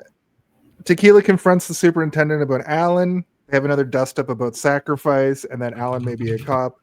Tequila does not care what happens to him after his friend died. He fucking yells, "I don't give a shit, I don't care," which is awesome. Oh yeah, you guys are right. He's hot as hell. Yeah. And then I'm looking at an Warren- action figure too, and I think he's hot. oh wow. Like I'd like to manipulate his arms and legs.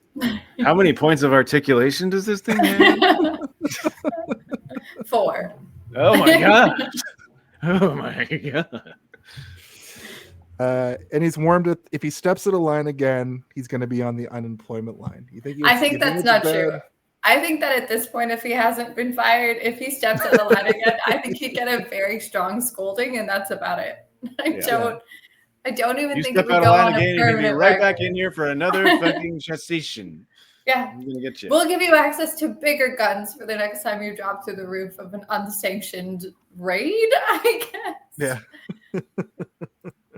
It's pretty crazy what Tequila just did against the warrant. wishes of a superintendent. No, what? There's no such thing as warrants in China, apparently. I don't know. In 1992, I wasn't even born yet. Yeah, I don't know how the law works anywhere. I don't even know how the law works here. So everything I know about like laws and warrants is all from movies. and shit. Movies, All yeah. from movies, yeah. Like I think if I hear there's- a gunshot, I can walk it. I Yeah. think that's a lot. There's a meeting with Foxy. They discuss the next moves. Also, Alan and the superintendent meet, and that's where we kind of learn that he's undercover. They laugh maniacally. I thought that movie was going a different way because I still didn't really put together that Alan was deep undercover. I was like, oh, the superintendent's in on all this, and that's why he didn't want He's Tequila dirty. digging around. Yeah, he's dirty, but that's not what happens. Alan doesn't know his police life from his gangster life, so this is when I'm like, oh, and he gives him the lighter, and I'm like, what is up with this Pavlov's lighter situation? What's up with this Chekhov's lighter going on It is a here? Chekhov It's definitely lighter. coming back somewhere. It comes back in such a cool way. Yeah. It is the coolest. Yeah, I was gonna say check The quick thinking, like of just like, yeah, it was a very, because it's like, oh, like I'm gonna assume he looks at it at one point and chooses not to do the bad thing, but no. Yeah, it's he a risky makes it move cool. though. You know, Yeah. he's like, I assume this lighter's bulletproof. Well, He let's find kinda- out. I think he just rolled the dice, right? He's like, this guy's either gonna die or not die, and like this is his only hope. I'll give him a chance. Well, the thing with the white rose at the end could have been done with the lighter also, where it's like, if I give you the lighter, then get Then all you the know it's people into being. this hospital. But this lighter comes into play in a few minutes. The rose thing didn't Tequila- make any sense to me because she could have found that at any point. Oh, right? so Like it's she a could. hospital. A hospital. Why You does don't he think people sneak it know onto her roses and in? then Yeah. she could have found that too early and started evacuating Yeah, people. You could be like, what did you just put in my pocket? Like immediately? Like, ow, are there She could thorns in have that? Also, Yeah. she could have like straight up cold cocked him for touching her part of her body to put the Yeah. rose in. We're and not been like, together. What the fuck, Don't touch bro? Yeah. I broke up with you. Yes, World Mind. I played the nozzle. We had a sensible laugh. We had a sensible chuckle. Oh, was that the TikTok? I didn't say that right. That was the the TikTok? YouTube video of the Venture Brothers, the nozzle. Remember with the nozzle coming down? Oh, I don't maybe know I if you didn't were. look at it. I don't know if you were in yet. Tequila tracks down Alan on his boat. This is a great sequence too. Yeah, this is where Conan O'Brien dies. He gets shot in the back with a shotgun pellet. He's fine. He's This not is fine. Dives into the Fucked up. water. He has to go to the hospital. He's all Yes, fucked but up. he doesn't even get fixed before he's out and running around. He was So we- already shot in the front, like minutes, Yes. like 15 a day ago, I guess. Yeah, in we the did have a world whole of the scene with movie. him like half shirtless with his like bloody situation. Yeah. Sorry, we can go back to the start of this scene. It's he got shot with a shotgun. It is a Yeah. cool scene where he realizes somebody's on his boat. He's got like spider senses basically, but too slow. Bad reflexes. They're He's not got spider- Alan senses. Yeah. Tequila pins him, but does the same thing that he did to him in the warehouse, which is he has got the gun cocked and he uncocks it. And he's, let's have a conversation. See what's going on here, man. And they have their back and forth where not everything is revealed, but enough is revealed, kind of thing. I like when he's like, "Can we ever be friends?" Like, Yeah. never. Not happening, pal. I do Because also we're think that- family. Sorry. Yeah. I know. I think the writing here is also particularly cool. I like the imagery with the cranes, but I also like the imagery with the music. They both have something that they have to do when someone dies. One of them is that they're both tragic, but one of them is as a result of death, and the other one is as a result of causing death, which is pretty cool. Even though they're basically doing the same job, just at different levels. And both says like a memory, right? Like it's to be able to remember. I think like the death or the person. Yeah, and it's interesting that one is sort of like they're both tragic, but one is tragic because you're mourning loss, where the other one is like you're punishing yourself for causing like destruction and death, which is pretty cool. I think it's just like it's well done in terms of like poetic Symmetry and symmetry. yeah. And I think I like it. I think I like it, guys. Did anyone look up how to make a paper crane after? No. Okay, so that was just me. I Yeah. knew how to do it at one point. I feel like in grade school, I would have been able to. I used to have an origami book that came with the pieces you rip out. I got to make some origami at one point, but I had to follow very specifically instructions. It's I knew hard. how to make the fortune teller. You know, Yes. I put Nerd. fart on all of them. Fart. It's so stupid. But yeah, he does notice the paper cranes, and we find out they're for the kills he's done. And I wrote he's a James Bond villain because I'm still stupid.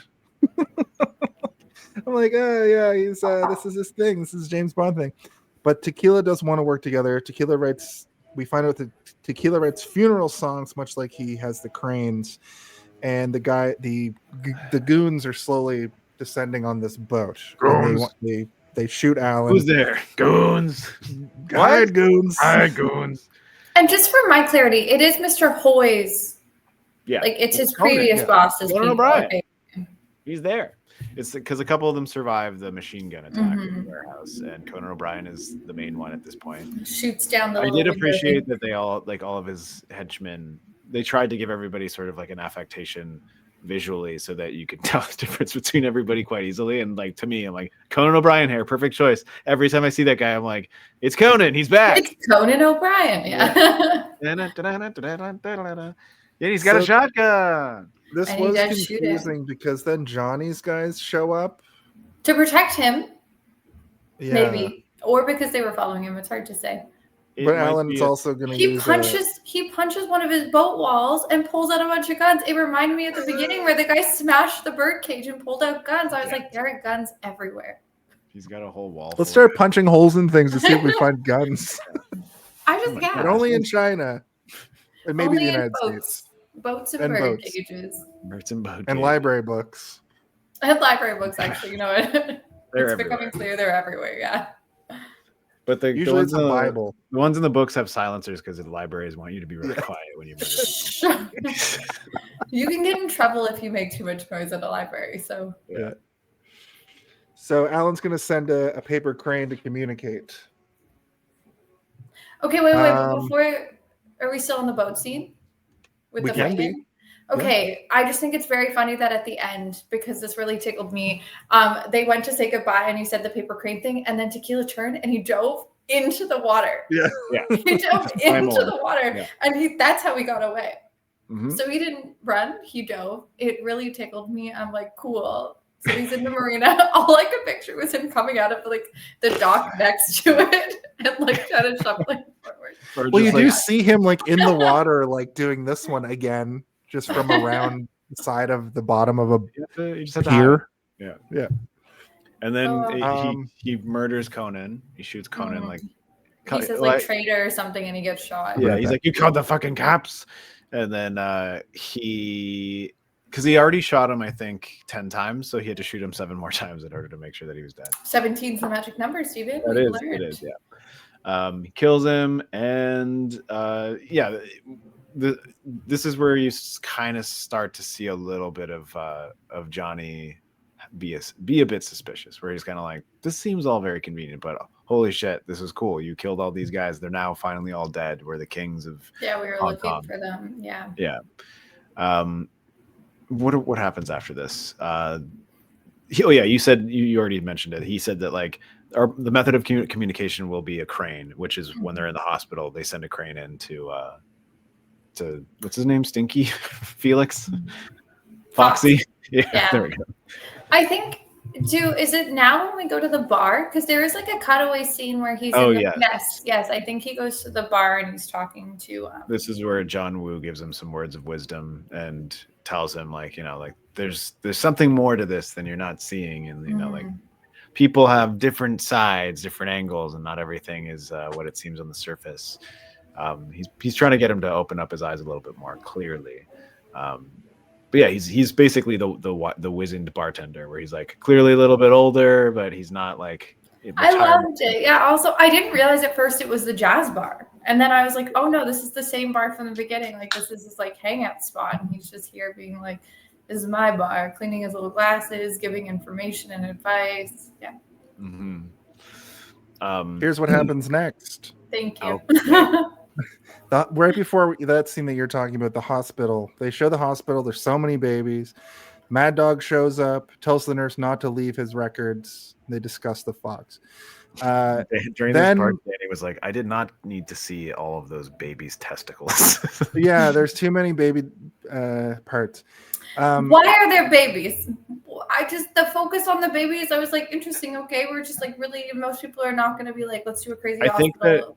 I think that it's meant to show, because we eventually figure out what they're doing at this hospital, but it's meant to show sort of like the fragility of what is in this place, as well as the depths of which these bad men are willing to go in order to achieve their goal, which is like they have no care for anything or anyone, including the most precious thing, the most innocent and fragile and at a high level that need to be protected, but they don't give a shit, right? But that at a high level, yes, all of that, but like it really all distills down into getting Chow Yun Fat with a baby sidekick who helps save the day. I don't know how true this is, and I found it was on Wikipedia. I was just like reading through. I was like, give me information of this movie. Apparently, originally in the script, the villain was a baby poisoning psychopath villain. Are you in my kidding head, me? Right?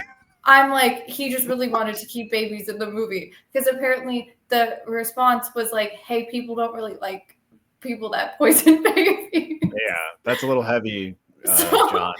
I don't know if that had anything to do with it. Again, I don't know the accuracy. I just am. That's a Wikipedia thing.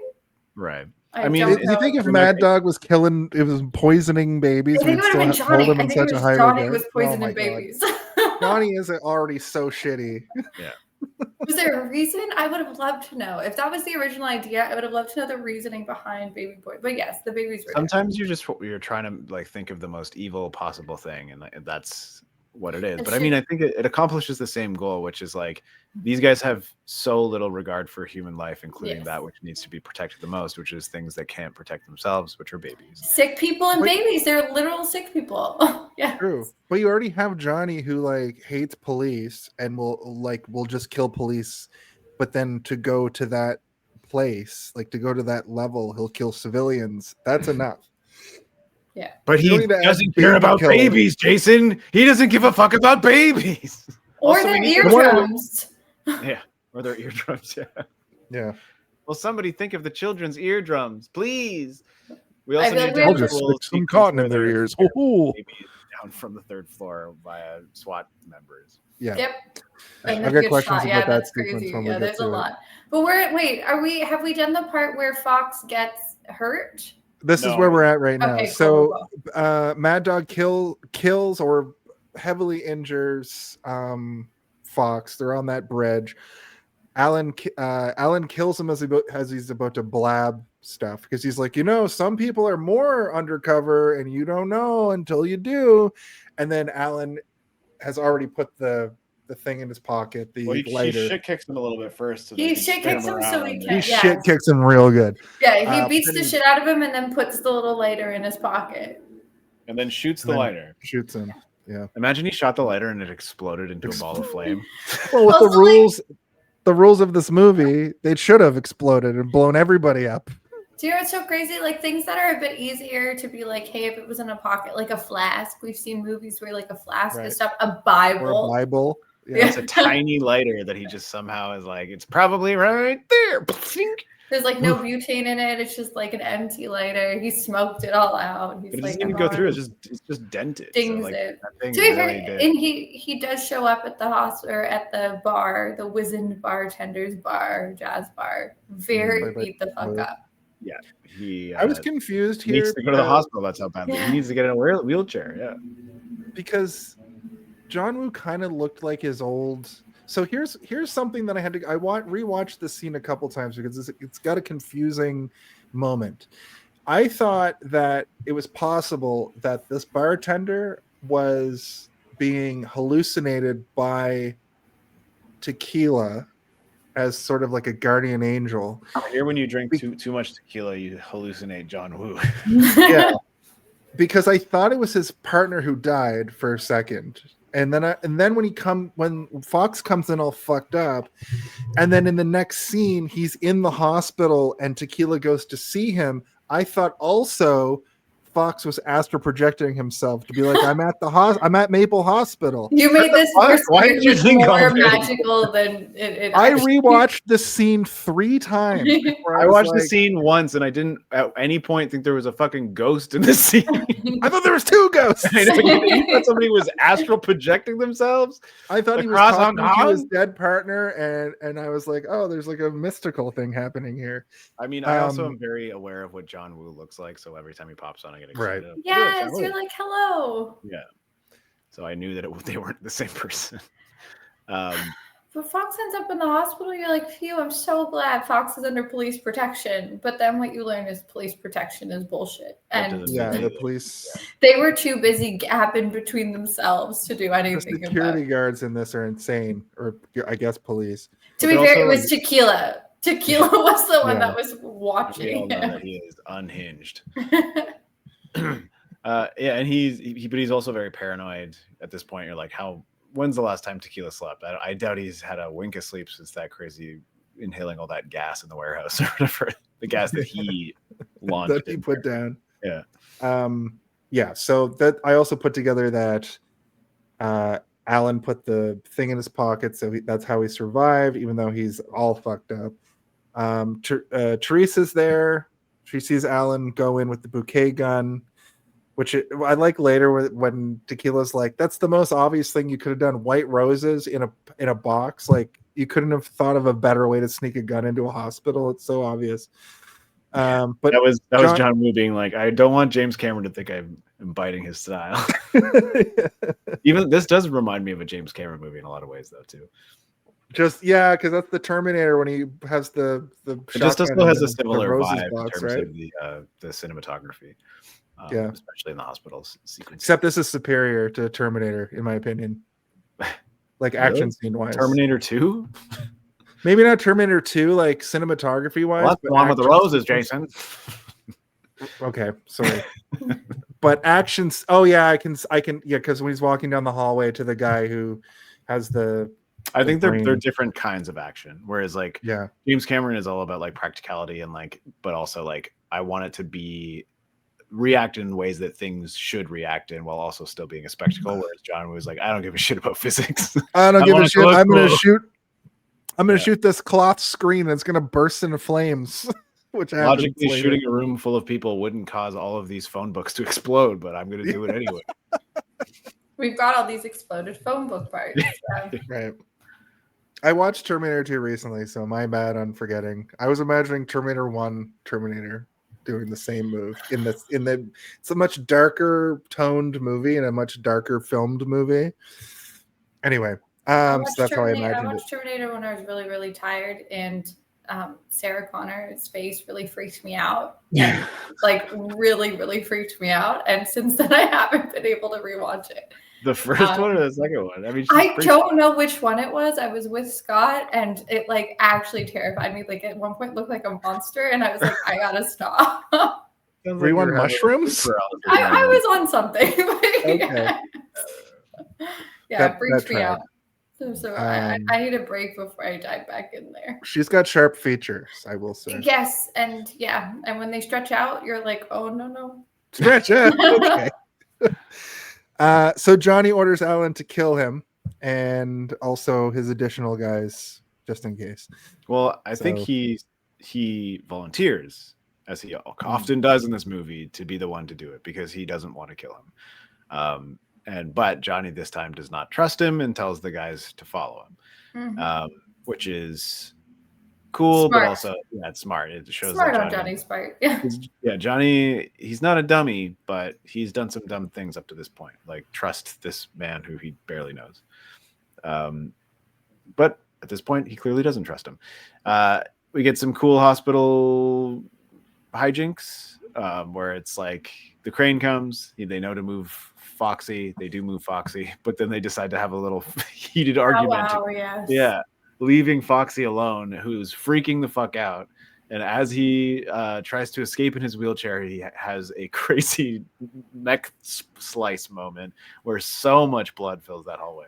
Did you notice that spray on the window on the other side was kind of like Halloween Resurrection from a few weeks ago? That same like I know it's a pretty common like spray, Mm. but it was very horror movie, and this movie kind of had like Mad Dog had horror elements to him throughout this movie. He was very like when he wanted to do something, you couldn't stop him. And this is one of those moments, this is one of those sequences where he finds him and he cuts his throat. And then when they finally go looking for Foxy, they find the room and there's blood footprints everywhere. They've clearly jammed him down a like a disposal It's like a laundry closet chute. or something, or a laundry chute.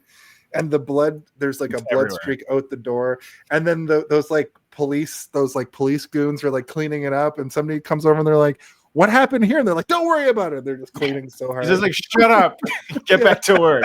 Yeah. Also, to be fair, like I was really sad that they failed Foxy that way and he died. But like, fast forward like 5-10 minutes, he would have been dead anyways. That place gets True. fucked. Yeah. You would have gotten blown up Yep. like a phone book. But also that little dust up that Tequila and Alan have is funny too, because he's like, really, dude, you send so many roses to Teresa. Like, you're so unoriginal. Like, what are you doing? I thought that He was likes funny. them. Yeah. That's literally his answer. He's like, I like them. I like them. Fuck off, Also, I like white roses are meant to be like, it's like purity. It's generally, I think, just anything white, right? Like it's innocence is like a big one as well. So maybe something there. Right. Yeah. He wants to feel clean. Alan and Tequila in pursuit of Mad Dog, and they kind of lose him. We have Teresa, cop. I kept writing Lady Cop because I didn't get her name till later, but Teresa looks at babies. Teresa tells them about the secret James Bond lair under the hospital. Oh shit, Alan is the suitor. I already just kind of mentioned that. This kind of, I wrote, installing a love triangle here was a bold choice with everything already going on. This feels like a TV show, but it is not really, there's no consequence to it because it's also not really a love triangle. Like she's never actually met Alan. Yeah. So Just sending she's flowers, just yeah. received notes and roses from him The for like way I was like, messages. I don't know why I thought this. I was like, he's sending the roses because he feels bad that the cop died. That's what I thought they were for, and I don't know why my brain was doing this. And but they kept sending them to her by accident or something. Or like, it's the woman in the office gets the must be flowers, for so her. obviously it has to go to her. I feel like it was just like a previously established way to get messages, but then still like sending roses to a police station, whether or not you're sending it to the only lady in it or not, kind of suspicious. Like if I don't know. But the Not thing good is like a policing. woman was bringing the roses to Teresa as well. So the roses were to get the messages, and he needed Right. a cover, and so he's just like, I'll choose one woman and always send it to this, Oh, because I it'd be weird if he was sending it to every woman. Yeah. That's almost weirder. Yeah. Kind of like faux suitor, but not actually. I think maybe Teresa and Tequila broke up for other reasons. I don't think it had anything Tequila seems to like do he's probably with. a pretty. I think he'd intense- be a tough boyfriend. Yeah. I don't know But if their I wanna live relationship with is Tequila. confusing even here because at one point he's like, "Get my girlfriend," which might have I been like don't either a think miss. Tequila's the type of guy that would take being broken up with in like a Okay. normal way. I think Yeah. I think there's vibes there that like He doesn't That'd do be- anything in a normal way. So what makes you? He also think never kisses her. There's like an embrace. They have a hug. I think he kisses her on like the forehead. Maybe not even. with They the only went baby. on one date. No. They Just like, never "This is my actually girlfriend lived now." together. He just assumed right off the bat and he gave up his apartment. And she's like, bro, no. Yeah. He was Well, like, I don't I don't know where to live though. I don't know if I went over it or we didn't get to it, but it's revealed that like she's like, take your stuff, take your underwear. She does Yeah. say take your, but I think that might have been a dub. I don't know if that's the real. I'm hoping that's not the real. I don't Is there a remember if it was package? that or not, but yeah, it's like a package of stuff, but it could be anything. Yeah, but she Your does say underwear. take your underwear. Yeah. Yeah. Alan and Tequila fight their way to the secret lair. Teresa meets with the police crew who have taken all the roles over in the whole hospital, apparently. That's something I love about this movie. It happened in the tea house as well, where they look around and everybody who runs the place is the police. Yeah. Really I was funny. wondering if like those were, security officers that they had paid off or if they were replaced. It could be either, but Well, we I don't think really I think know. the people in the police outfits were replaced by goons, but then the people who work at the hospital were replaced by There was like such police. a switcheroo, yes, By because at police. one point Alan was in a cop uniform, but by being in a cop uniform, you were automatically like not actually a cop, you were a bad guy, and then all the Exactly. bad guys were dressed up wearing a badge, being like, "No, I'm actually a good guy." I kind of Very like. confusing. I kind of like how confusing it was, though. Like Yes, it you made it didn't 10 know. times more chaotic at the end. Yeah. It's all- Also- and it- Oh, go Let's for go it. ahead. I was gonna say, and it also adds to the fact that like it made me think of like the Dark Knight, where like the movie thinks we're so fucking stupid Yeah. that we're not going to be able to understand what's going on, so we have Lucius Fox explaining everything to us over Batman's headset or whatever. We're like, the bad guys are dressed like good guys, and the good guys are dressed like bad guys. Like, And you're okay, we like- get it. Yeah, we could have figured that out, Lucius. Thank you. Whereas I this think they movie's just like wanted doesn't us to matter. hear Morgan Freeman's voice. Probably. I've Morgan only Freeman should have been in this for movie. 7 minutes. I need to be in at least 45 more seconds, please. Yeah. To get paid. I think it's also just like for this one with the different outfits and everything too. It's like Alan freaks out so much when he's like, I killed a cop. That guy was a cop. But like everybody was so topsy-turvy that like you just, if you saw someone, you shot them. And that is again, Mhm. very video gamey style. Like It's like being at Laser working. Quest. Yes, exactly. You see someone, you shoot them because the alternative is they shoot you. Yeah. And that I think is acceptable. And Right. for Alan, it was so shocking. Not shocking, but I was like surprised that that was like a crazy moment where he was like breaking down from it. Because I'm like, how many like you just shot so many people? A cop doesn't have like a special like layer of shooting where you're like, oh no, now I've done something bad. I'm cold. I'm gonna go put on a bigger sweater. I'll be right back. All right. It's winter. It is winter now. Alan and Tequila look at the records in the morgue. They go into the morgue. They find these records. They find these weird spaces in the records that are like, oh, these numbers clearly line up with the numbers on the morgue doors. I love it. opening. Detectives. Sorry, inspectors. Yeah, they're doing detective work finally. And they determine that the hatches are the entrance to the underground lair. And I gotta say, this goes towards what I'm saying about this being having a James Bond layer to it, because when they go down into this James Bond-esque layer, it looks like every single James Bond layer that I've ever seen in my life. There's like underwater in ice. yeah, it's cold steel doors, cold steel walls. I think there's some exposed rock. And very Good stuff. suspicious You looking. guys talking ice. about the crazy Resident Evil hallway that they go down? Or the Resident Evil is a good one. At the end of Resident Evil 2, when you go down into the lair, it looks a lot like this. I like this shit. It made me. I like that they slowed everything down for a couple of beats just to be like, now they're trapped and they have Yeah. to figure out how to get out of this hallway.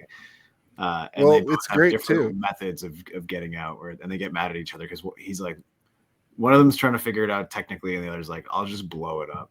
The door, the big like closed locked door into the layer of guns and shit. It's basically like a Well, vault door, yeah. He does sort of like a MacGyver move He here sciences too. it. Don't say is MacGyver science? I don't know. MacGyver's before my time. I'm sure there are elements of science in. In 1992, MacGyver was top of mind for everybody for what he does here. He's It was pulling actually like incredible. gunpowder. He's pulling wires. He's looking at the situation, and they end up having a conversation about the situation, but they're unloading gunpowder into like a piece of cloth that they stuff into this like this pipe that I guess has wires inside it to open the door.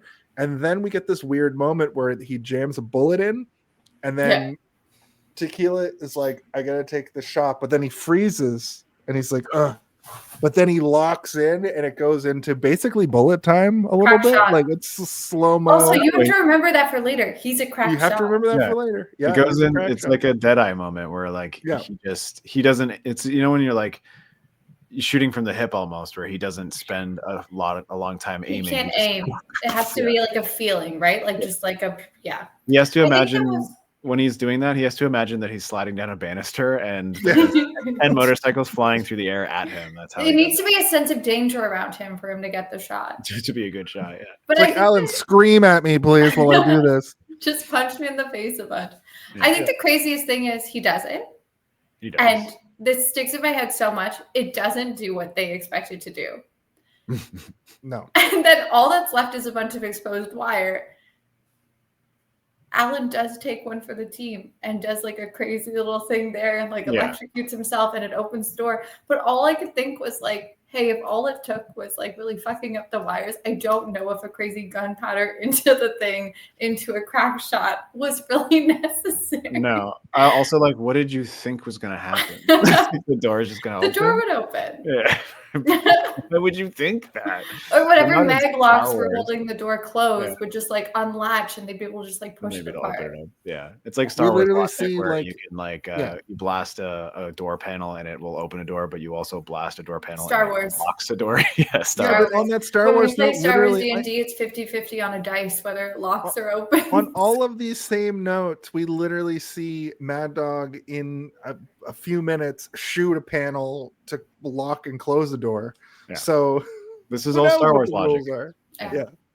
This is James Bond, noir, hard-boiled Star Wars all together at This last. is gonna be a Finally, bad. No, I won't ask. but Tequila does give him CPR, and he wakes up, and then Mad Dog shows up, and they have a shootout at pretty close range. This is one of those Um, things where like, so I used to have to take CPR classes all the time because I used to be a camp counselor, and so when you take CPR training, they basically tell you like, yeah, when you're doing CPR, you are breaking all of the person's ribs and pumping their heart. So like anytime And there aren't a lot of protections for you as the person saving a person's life for breaking gonna their break their ribs if they sternum. choose to sue you or anything. Yeah. Yep.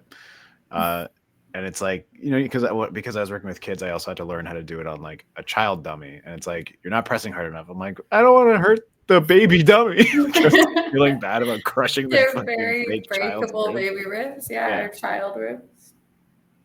Anyway, so anytime I see a Cut the movie face off the dummy and wear it as her own face. anytime I Wink, see a movie where somebody's getting CPR and then they're up and about afterwards, I'm like, no, you'd be like, my fucking ribs are wink. broken. My ribs are broken. Yeah. They maybe But- didn't need true CPR to get back going, you know? He should have just hopped back up.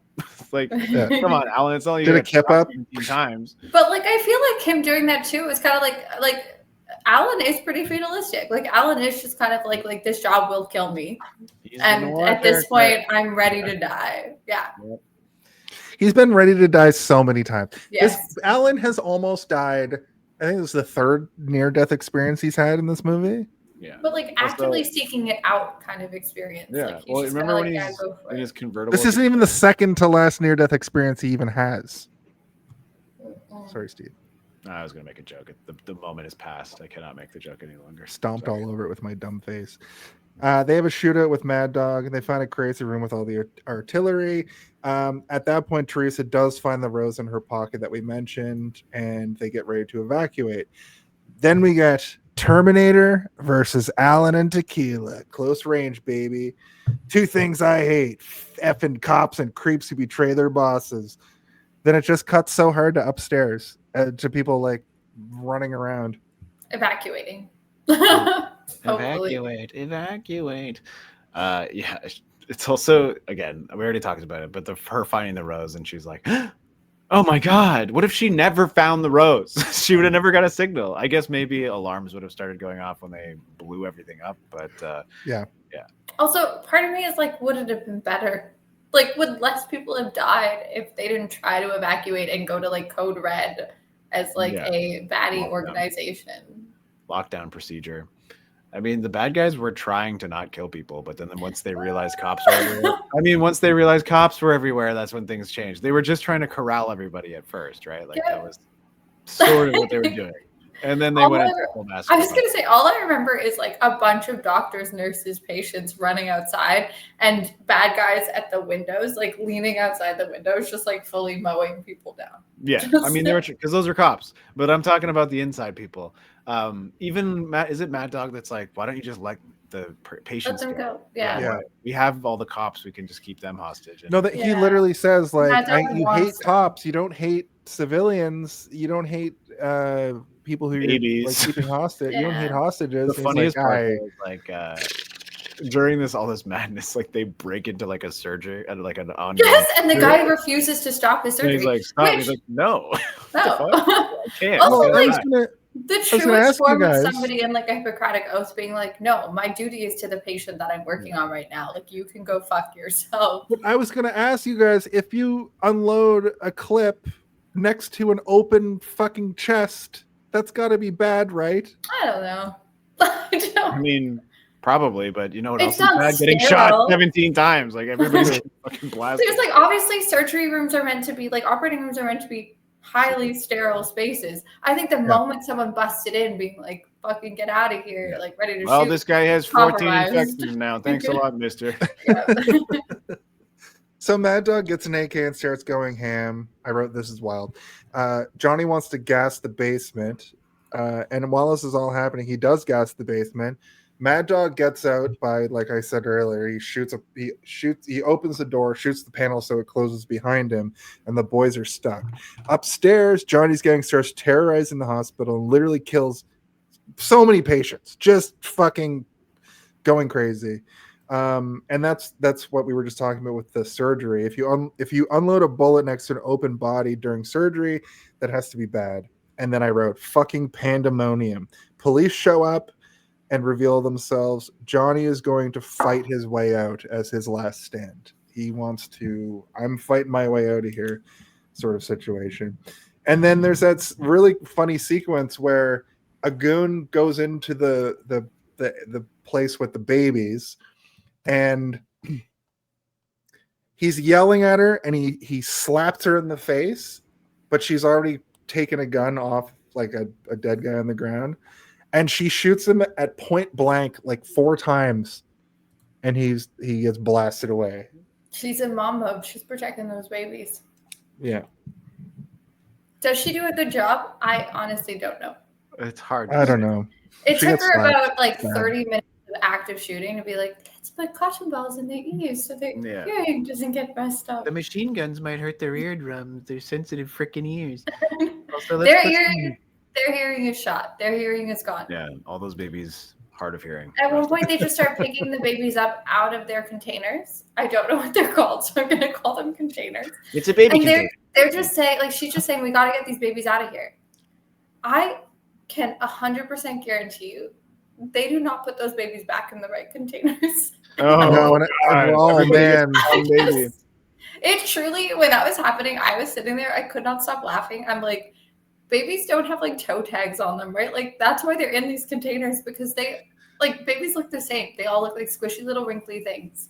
And then they're just taking them out and then end up putting them back in. And I'm like, you're not putting the babies in the right containers. They put them back into like artillery bags too. People are also going home with the wrong babies if they're going home with a baby at all. At one point, they take the bins of babies and they start stacking them on top of Oh, other God, bins yeah. of When they babies. started stacking, I'm like, Yeah, I was gonna You know ask you guys, how many baby casualties do you think there were? 0. I do think like 0, Tequila we did not walks see it. into the nursery and says, "There's hundreds of there must be 100 babies in here." There aren't. It's movie magic, but you're think right. he was just being, he was just exaggerating. I think there's like minimum 30 babies. Yeah. Minimum.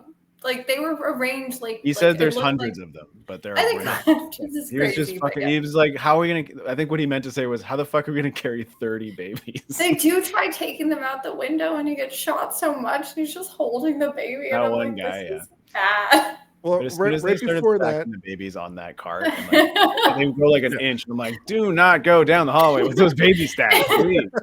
It was One like at a time, IKEA. people. It was like, you know, the IKEA like crate things you can stack on top, like they fit. That's Yeah. sort of how these baby things fit as well. Like they Legoed on top of each other. they Legoed on top of each other. That's hilarious. Oh no. Right before all that happens, though, Tequila goes into Rambo/MacGyver mode, and they plan their escape. Meanwhile, Johnny talks to Alan over the camera intercom system, and Johnny shoots the camera, and it explodes. Just like everything else that gets shot in this movie. Not a lighter. Not a But the lighter. camera, yes. Only a More lighter survives a gunshot. Everything else is obliterated. More pandemonium in the hospital. There's a rocket launcher guy who shows up for like a minute, shoots Yeah. like 3 rockets, and that's Blows it. up a car. Yeah. We get a little bit of Alan's origin story while Tequila and Alan are making their way through the building. He wanted to be a cop, but only undercover was available. So he went too deep undercover. He literally just wanted to be a police officer. I feel like and they- that cannot be how it works. Like you can't Yeah. just No. show up and be like, I want to be undercover. Like because Well, undercover it looks work like all is we like, have is meter basi- maid and it's Yeah. basically like you have to probably go through like a bunch of different psychological evaluations 100%. and also tests to ensure that you aren't going to like break or like join the bad guys for real or like there's I probably also- so many things you have to do. I was really interested in this because I'm like, I can't imagine that you go through, I'm going to call it cop school. I don't know what the actual term is. It's called the police academy. police academy. So cop Go away. school, it's the Yeah. same thing. So you go through the police academy, and I was like, there's no way that you go through the police academy and then you have to apply for a police job. Like, I think you go through the police academy, you graduate, and you automatically have a job. Like, I think it's your like a place is placement. different. Yes. It's like a school, yeah. Exactly. So then when I think it's one of the only jobs or schoolings you go through where you're literally guaranteed a job at the end. So I did find it very interesting when he was like, the only thing available was undercover work. Because I'm like, damn, Alan, like, I think maybe you got scammed. Like, I think Yeah. they were like, hey, you seem like you'd be really good undercover, so we'll just like put you there. We're gonna put you there, yeah. There's nothing else, man. He's like, but I just want to direct traffic and passionate about it. No, you're really good at keeping secrets, brother. Yeah. Considering they wouldn't fire Tequila, I think they're keeping a lot of unnecessary bad inspectors on. They need to defund the police in Hong Kong. Yeah, it's bad. It's a bad situation. How many people are undercover? How many of the guys that they killed, like accidentally, were also undercover on like a That side? literally happened. Yeah. Yeah. It's so many, yeah. How about this sequence though? When they bust out of Half the the morgue, babies are undercover cops like that. In training. we're introduced to the idea of there's so much C4 in this building that we're just gonna C4 all the way down. And they bust out. He touches a wall and he's like, "It must be the morgue on the other side." And they bust through that wall. But when they bust through, they both slide out on doors and are shooting with like double guns. Awesome. Yeah, almost as awesome as when he's like zipping around on like a gurney with his silenced pistol, just like like squeaking See, through I the think hallway. this is what Stephen was saying earlier. Like it was a very long, incredibly, I think one of the longest action sequences I've ever had to sit through in a movie. Yeah. But they did keep it interesting. Like it was And there's constantly enough moment to breathe and to like let you calm down for a second, With the change the pacing babies. of what's happening. Yeah. Also in the video game Stranglehold, that was one of like the big game mechanics is you could dive and land on like a food cart or whatever and like shoot around you as you're going through a hallway. Which I'm excited to try out. Mad Dog tries to reason with Johnny. He you only hate cops, leave the hostages. Alan and Tequila keep fighting and sliding on stuff. Awesome team. They get Tequila, and Alan has the costume on. I was like, oh no, they got Tequila. But then it's revealed that No fucking way this tricked you, Jason. There's no way this tricked you in any capacity. it tricked you for a minute because it's a wide shot when they come into the room, and then it does a close up and it's clearly Alan. You knew in your secret brain. I think I knew in my secret heart, my second heart. There is not a single shred of time where I thought that wasn't Alan in that cop car. I did. I honestly was like, oh man, because the way it's framed is like that he comes into the room. They shoot it from over on the other side of the room. It's seconds before it's revealed, but I was like, oh, they're doing a thing where they're gonna like. But the thing is, I guess what you're saying is when it comes down to it, the three-way standoff was Goon police officer has a gun against Alan. Tequila has a gun against. Yeah, so either you believe that they killed Alan off screen because you hear a gunshot. I was so wrapped up in just this movie that I was just taken aback by it all. Anyway. Give him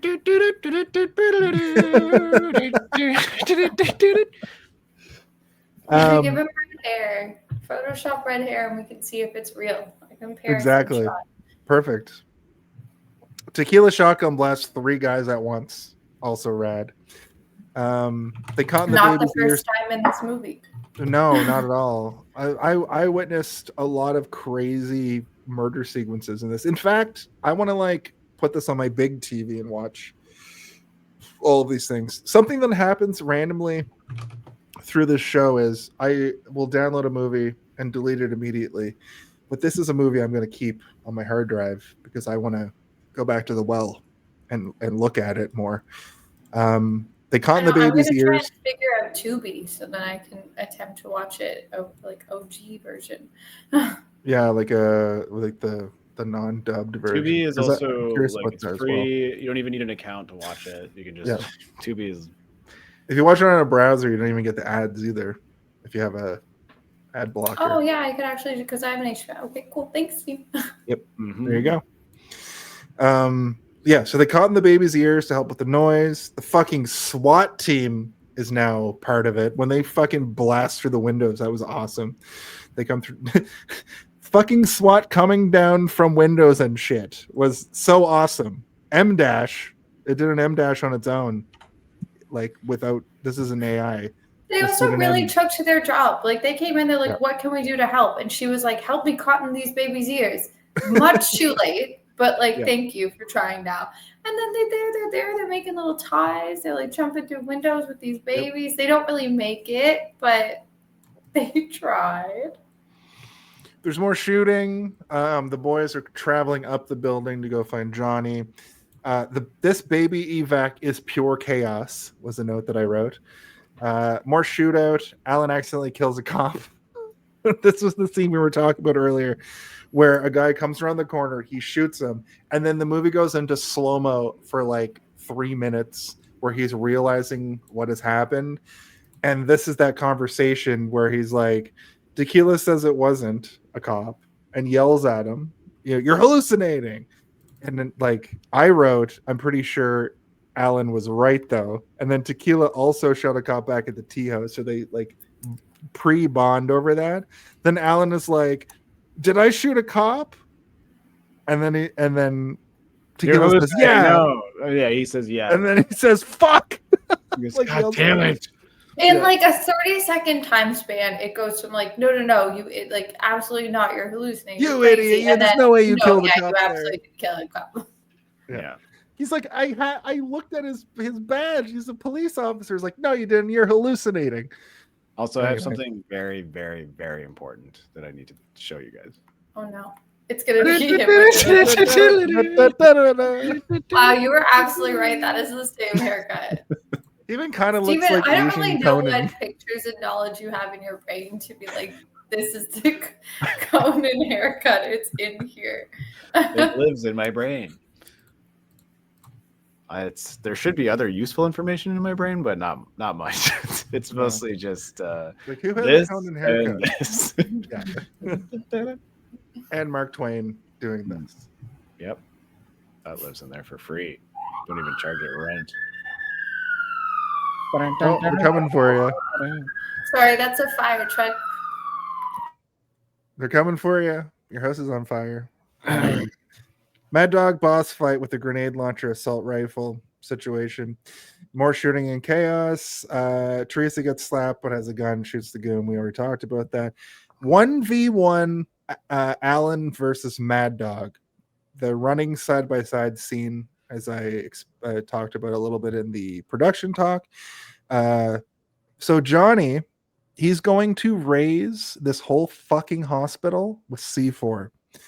Tequila goes back for the baby, and Teresa almost eats it climbing out the window. So she's climbing down. There's bullets flying everywhere. She almost dies in that little moment. And so there's one baby left that needs to get taken out of there. That we know of. That we know. This is what I was asking. Like, how many babies bought the farm on this endeavor? But he sings a little lullaby to the baby, calls him Willie Wing, which a little racist, gotta say, from like the probably American people doing the voiceover. Why does he call him Willie Wing? Because everybody in this movie has like an Americanized first name and a really Chinese last name. That's how it. But it's, you know, it's also wild. All the people that walk around North America named Tequila. Right. Earlier in the movie, when it's like, what was his name? Vodka? No, tequila. This scene is insane. This baby does have cotton swabs or cotton balls in his ear. He's protected. True. Yeah. from But the this scene is insane because he kills a guy. You see the bullets enter and exit one of the people he kills. Blood splatters everywhere. Tequila says, "Don't look, X-rated action," and then blood splatters onto the baby's face, and he wipes it it. off. He wipes it off Tequila the baby. also sort of gets shot while he's holding the baby. Like that baby, Yeah. too close to the gunfire for Because that. there's cotton that weird jabs to zoom matter. down where he's got the open wound on his chest. Yeah. And he's just holding the baby while he's doing a lot of stuff. He's running, he's getting shot, he's shooting. I'm like, that baby, that their necks aren't formed yet. Like that baby No. is not comfortable. He has no neck time. It's This not baby's just like, great. ah. He's not supporting the head at all. No. Like Barely got it tied to his body. at this point, I was so fully into this movie, like still so fully into this movie. I like commend it so hard for doing a insanely long action crazy sequence and keeping it so captivating. I mean, tonight's podcast has been. I wrote 4 pages, and I didn't even explain everything that happens during the action scenes. But we're like almost done. Go into all of it. Yeah, we're almost done. We're almost done like ahead of time for like the normal amount of things that happen in it. This is a 2-hour movie, over 2 hours. Yeah, it's a long movie. We're able to get through it because it's like, check out this funny. It's almost like trying to talk about a comedy, but it's like uninteresting to talk about a comedy in podcast format. It's very interesting to talk about how insane all of the things that we're witnessing, because the juxtaposition between Tequila just wanting to like do the right thing and everybody shooting missiles at him for 2 straight hours is great. Speaking of, Alan and Mad Dog round 2 happens.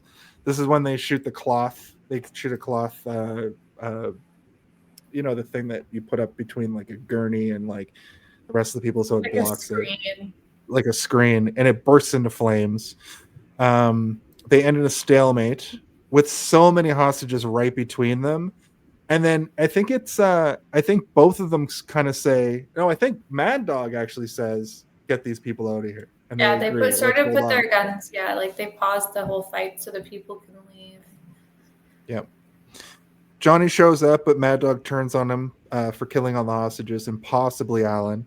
Alan gets away. I start to run into battle fatigue at this point, where like my brain was. I'm like, okay, all right, this action sequence has been going for 40 fucking minutes. Yeah, it's literally the entire last hour of the movie. It's wild. Yeah.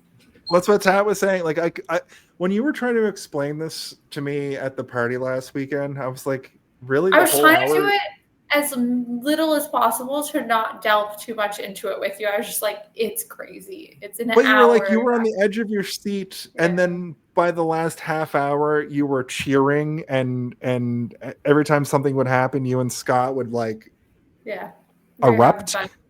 Crazy. Which I was too. I was watching it at my desk at work, going like, "Oh man, oh man." Oh, I know. My notes for the rest of the movie are as big as my notes for just the hospital scene. Like it is a lot. I specifically didn't write down every single thing that happened during these shootouts because we would still be on the first shootout. We would still be on that warehouse sequence. But Mad Dog shoots Johnny and gets blasted by the "say hello to my little friend" gun. I don't know what that gun's called. It's not a minigun, but it it's looks like a little SMG, but I'm not sure. SMG. Okay. Well, isn't an SMG like an Uzi? Yeah. Are you talking about the one that Johnny shoots the guy with? Yeah. Mad Dog with? I think that's a shotgun, a type of shotgun. It's like gun? It's like a really fast tiny gun. It's the gun from Scarface that has the like rocket launcher on the bottom, but on the top is like a kind of like an automatic. Anyway, I don't give a shit. Alan survives. Alan survives and makes it to Tequila. Did you guys catch this kill where a guy gets shot, he spins around and goes headfirst through a bench, and when they show him at the end, he's got a piece of wood sticking through his fucking throat? Yeah. What? There's- Why would you Yeah. just? Why would you do that? I think Was they that just have fun. necessary? I think they're Yes. having fun. Yeah. Is it necessary for me to drink my own urine? Well, I've been in the woods for 14 seconds. C4 gets thrown down a chute into the armory. The C4 gets detonated, and the whole I don't know why I wrote hotel. I must have autocorrected, but the whole hospital goes up. Hotel go sup is what it autocorrected to. Talking about ghosts again. There's no ghosts in this movie, Jason. So many ghosts. Oh my god, I think we're at my literally second favorite part of this entire movie. Tequila doing the Action Man run with the baby.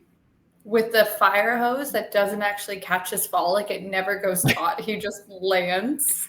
Well, before that though, he's on fire. It's He incredible. runs to the window. He misses jumping out the window because he's on fire, and the baby urinates On him. and Yeah. puts the fire out.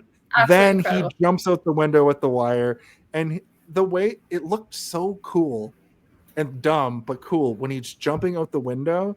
It's this like Yeah. slow action shot of him falling down to the ground and holding the wire up like this, and then he just lands perfectly on the ground. And then Yes. he has the weirdest standoff of all. Where he movies. slaps himself and calls himself impotent. Yes. And then he tells him to take his pants off, and it's like, Yeah. okay, Yeah. no, maybe not that one. Crazy Johnny comes out of the fire holding Alan at gunpoint and makes our lovely detective Inspector Tequila do a lot of really demeaning things to keep Alan alive.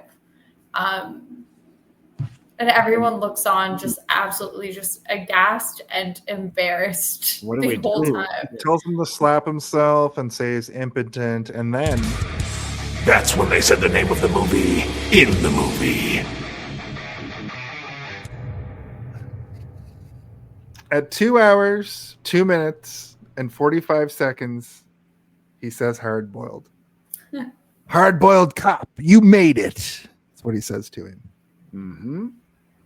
And that's one of the best movie inside the movie title in the movie I think we've ever done. I didn't have to he sort of said it. He says hard boiled, so hard boiled.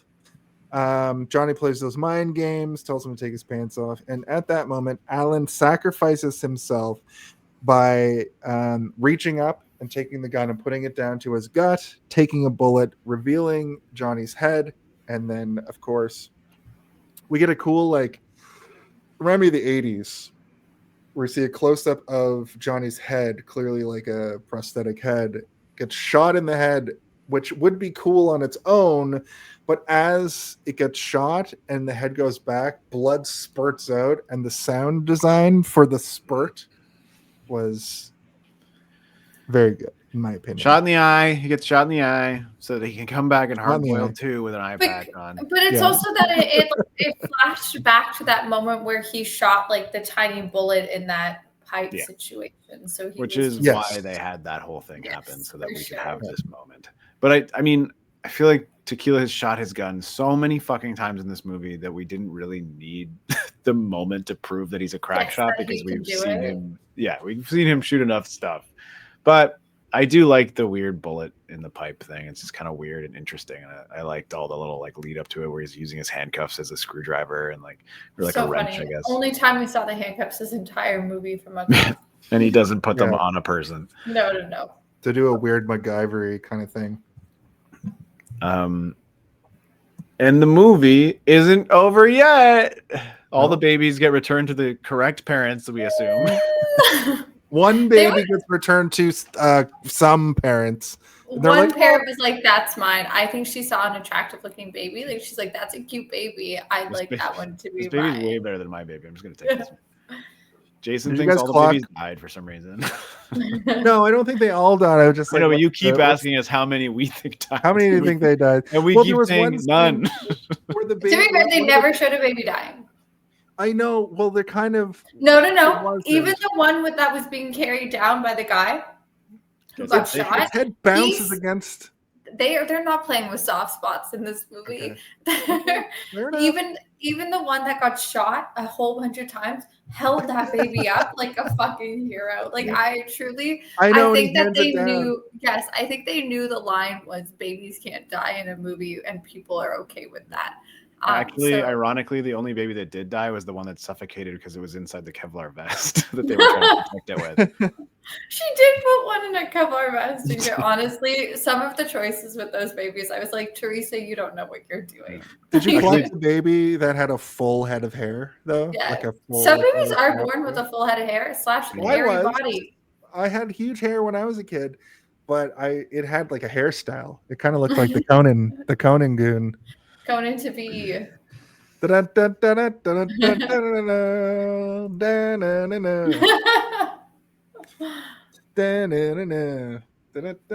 You have to like mush them together now in one of those like computer things where it's like, what would our baby look like? And now we need to see the baby.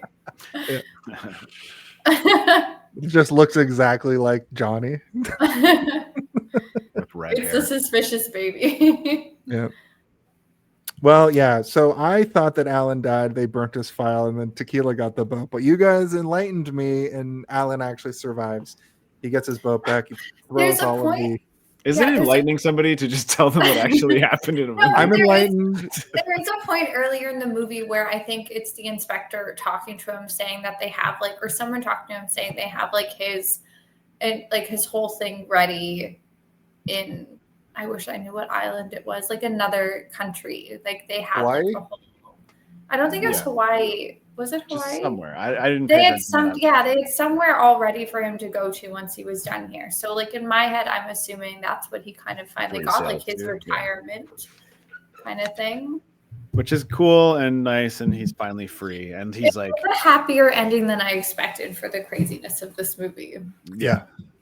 And just like as I've said before, it's like a true noir would have Alan die, and we would be all sad about it, and all the lead up that and preamble that you believe is leading to his death, he would actually be killed. But I also like the fact that they're like, in a way, he is dead. His identity is being erased. Him as a character, his like fake identity as an undercover person is dead. All intents and purposes of this reality, and so that he can sail away and be whoever the hell he wants now. Yeah. It'd be funny if he got to the island. He's like, my name's Tequila Yun or Vodka Yun. Whiskey and Um, Yeah. Oh, that's the movie. That's it. Should Yeah, we go we into made our it. final thoughts? Sure.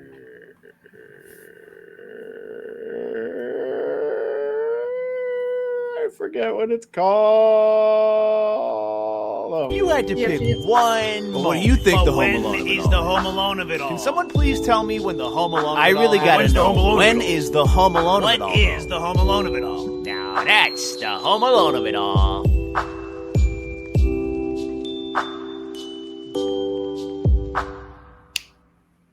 Well, we got to the end of the movie. Mm-hmm. Thank you, Tat.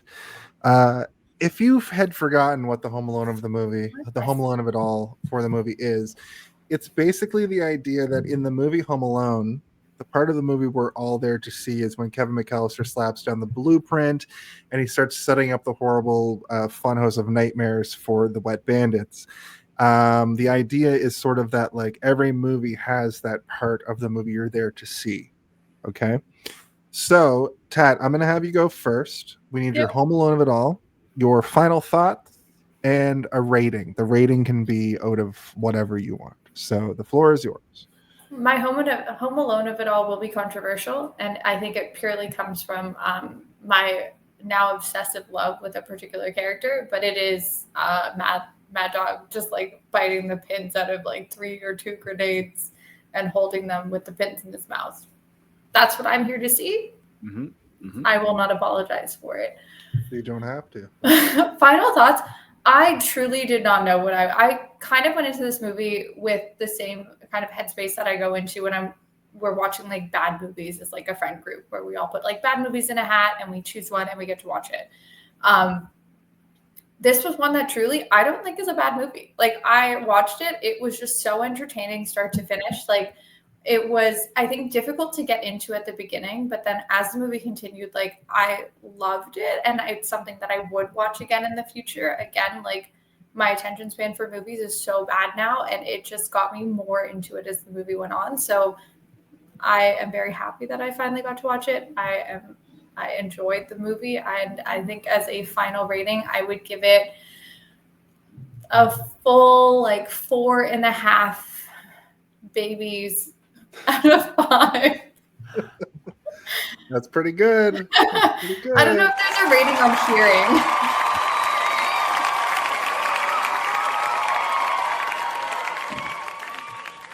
Well, thank you, Tatiana.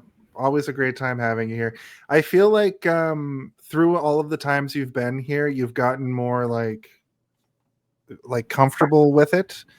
And I can't wait for 2026 to have you back many, many times to talk about a bunch of nonsense. I appreciate your time here tonight. How about you, Steve? My Home Alone of it all is when this guy shows up and then these guys show up.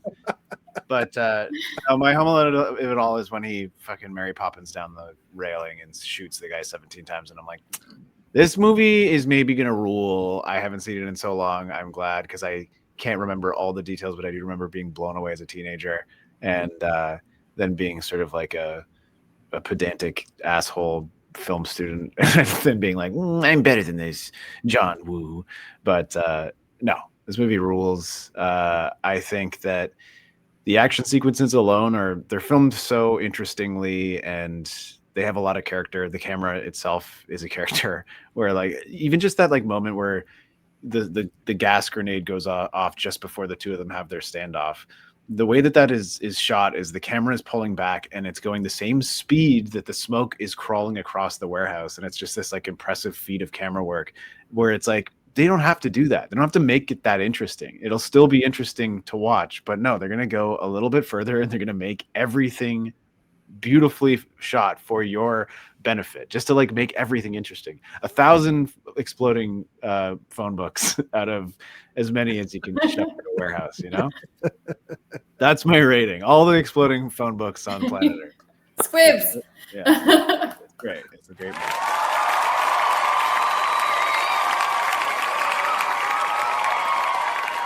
And if anybody knows how many squibs were used in the filming of this movie, I want to know. You deserve That's to. incredible. Yeah. Yeah, I have to agree with you guys. My Home Alone this week was like pretty much Mad Dog. Also, if it was like 1 point on in a similar way to like how the Home Alone thing goes, it's basically like the whole movie, like from the T bar on.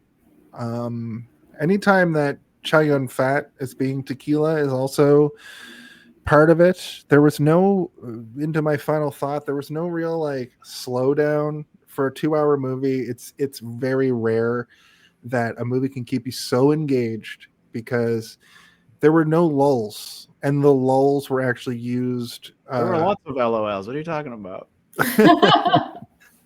There were a lot of lulls, but not a lot of lulls. To like the movie keeps going at a pace that never makes you bored. There's no pacing issues. There's no slowdown. There's no like the action sequences specifically are. I was saying this to Steven. Some things I've seen in this movie I've never seen before in a movie, and so expertly shot and expertly resolved. Like, I really just love everything about this movie.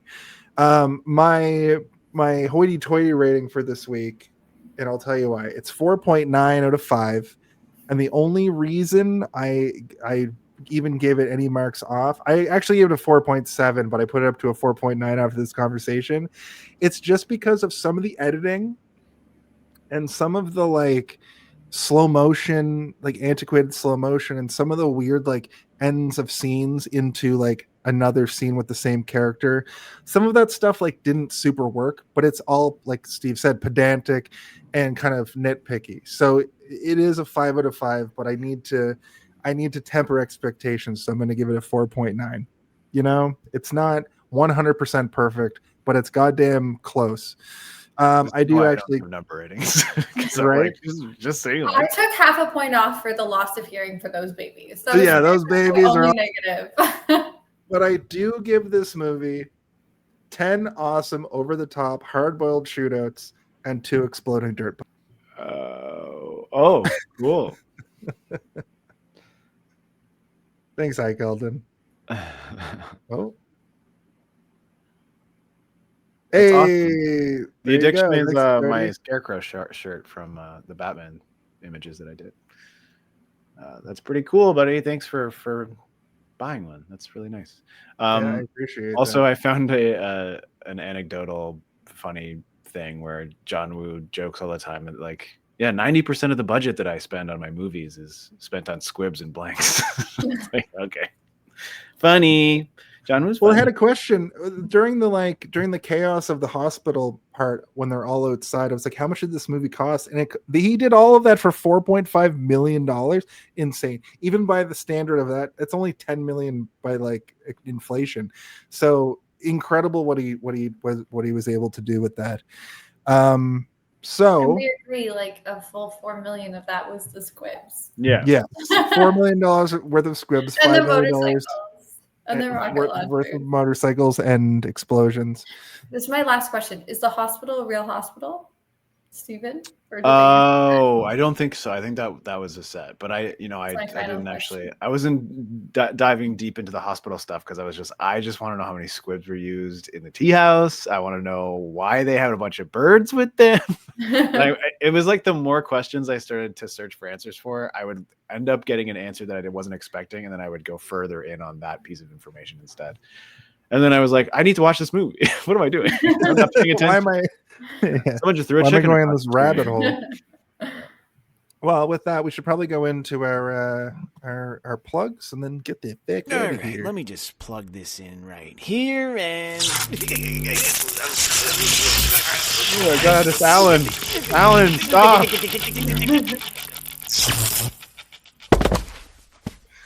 Well, Alan's dead. That's the true ending. You can't kill Alan. Only he can do that. Yeah. Tatiana, do you have anything you want to plug this week? I don't have anything to plug. Happy holidays. That's fair. It's almost And also that watch time. Hard Boiled. That's my last plug. Mhm. Also, like Tatiana, you guys should check out more John Woo stuff because he's got lots of movies. Mhm. Okay. Yeah, And a lot of them honestly, are just as crazy as this. the two I've seen, which are Hard Boiled and Face Off, Mhm. incredible. You'll probably like more of his stuff. This isn't even like his close to the beginning of his career either. He'd been making movies for like more than a decade at this point. So, Okay, I will add it to the list. Not even add it to the list. just We need write stuff to John Woo watch. on your fridge, your whiteboard. Write it in blood. Steven, what do you got going on the back burner? Hi, my name's Steven, and these are the things that I have going on the back burner.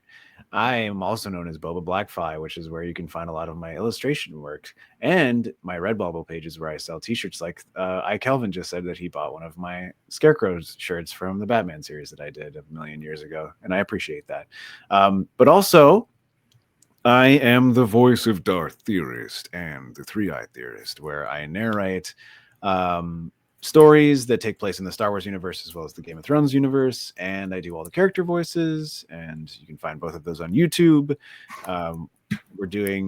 We just hit 60,000 subs on Star Wars, which is really cool, and we're about to hit 45 on the Game of Thrones. It's really exciting. So, go check those out if you like those things. It's not for everybody, but the people who love it, love it. So maybe you'll love it. Who knows?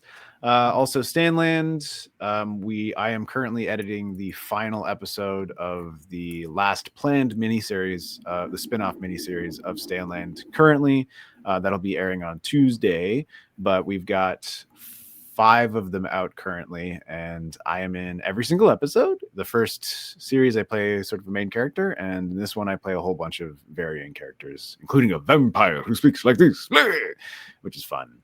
It's like Count Chocula, basically. But yeah, check out Stanland. You can find it on pretty much anywhere podcasts are available. I think you have to sub to Apple or something to listen to the miniseries. But if you can check those out, I would appreciate it because they're really cool. And then I might have more stuff to talk about next week, but I'm not sure if I can mention it yet. So maybe next week I'll have more news. Awesome. Well, thank you so much. Mhm. My name is Jason R. Phillips. I am the voice and announcer of Super Kicked Wrestling here in Toronto. I am sort of out of commission for the rest of the year, unfortunately, because I can't make the final show of the year in December. December 13th is Super Kicked 10, the 10-year anniversary of Super Kicked. The main event is Jax Williams versus Jesse V. That's all that's been announced so far. It's going to be okay because in January I will be back. They moved the show to the studio, Superkick Studios. So look up at Eventbrite to go to see that 10-year anniversary show. The studio is all set up now with a ring and great lights and an entrance ramp, and it's so cool. We did it for Zombie Wrestling this year. But outside of that, I'd like to let everybody know that this show, Hey, Did You See This One?, can be seen each and every week right here on YouTube, Facebook, and Twitch. Twitch and YouTube specifically. You can find our shows over the weekend after we do our live show, which goes live every week at 8 p.m. Eastern, as I said. But we do have merchandise that you can buy on RedTube and nope. Wrong one, Jason. Redbubble. You're going to send a bunch of people to the wrong website. And TeePublic. You can get shirts like, Corporal Tunnel Syndrome, the villain from the fictional James Bond movie from our James Bond Big Book of British Bonds month. You can get the Howie Mandel effect on a shirt if you want. It's a spooky shirt. It's freaky. You can also get the original Grimoire Familiar Killers t-shirt. All of these, of course, illustrated by Stephen Boba Blackfly Waters as you see him in person.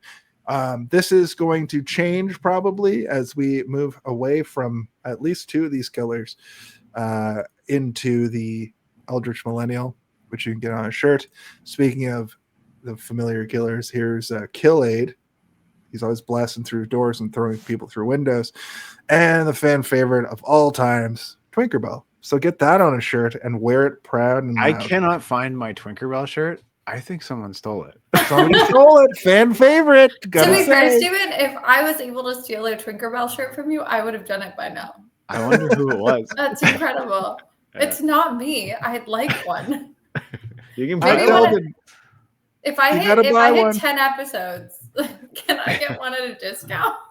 Yeah, we'll give you one for coming Can on. you do discount codes? I don't even know. I haven't No, looked it's into okay. that. That's kind of thing. fair. I'll Maybe. look. Just purchase it and give it to you at the next, That's true. meeting yeah. of the minds.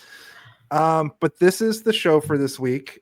We talked about hard boiled, and now our brains are all hard boiled after talking about a movie for 3 straight hours. But there is one question that needs to be asked each and every week. Tatiana, I think you know that question at this point. I Could you finally ask it figured for it us right now, please?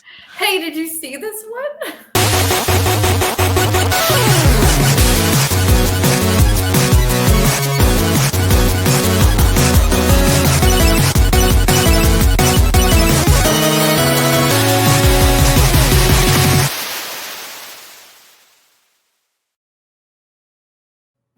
Did you guys like it before when I gave you the recipe for making hard-boiled eggs? Yes. I think your recipe's wrong. No, That was oh my God. only comment, is that it's Okay. not 8 minutes. That's too Well, many that's what minutes. that's what I read. It said between 7 and 8 minutes gives it the perfect tender flesh and creamy inside. No. The only thing is I don't cook and I don't hard boil eggs, but I do remember doing them for Scott, and I think I was told 6 minutes. Yeah, then you put them in an ice bath. Yes, there we go. That's what I was told. Jason, I can't believe you. Fuck that up so horribly.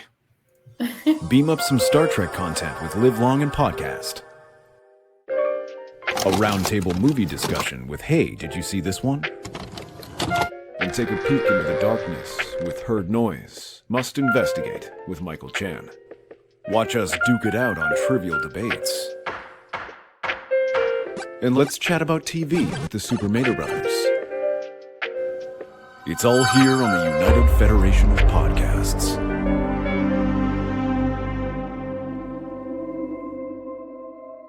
If you really want to get the full benefits of this, if you can get your feet on your hands like this, and stand right on your hands. Look at this! Look at this!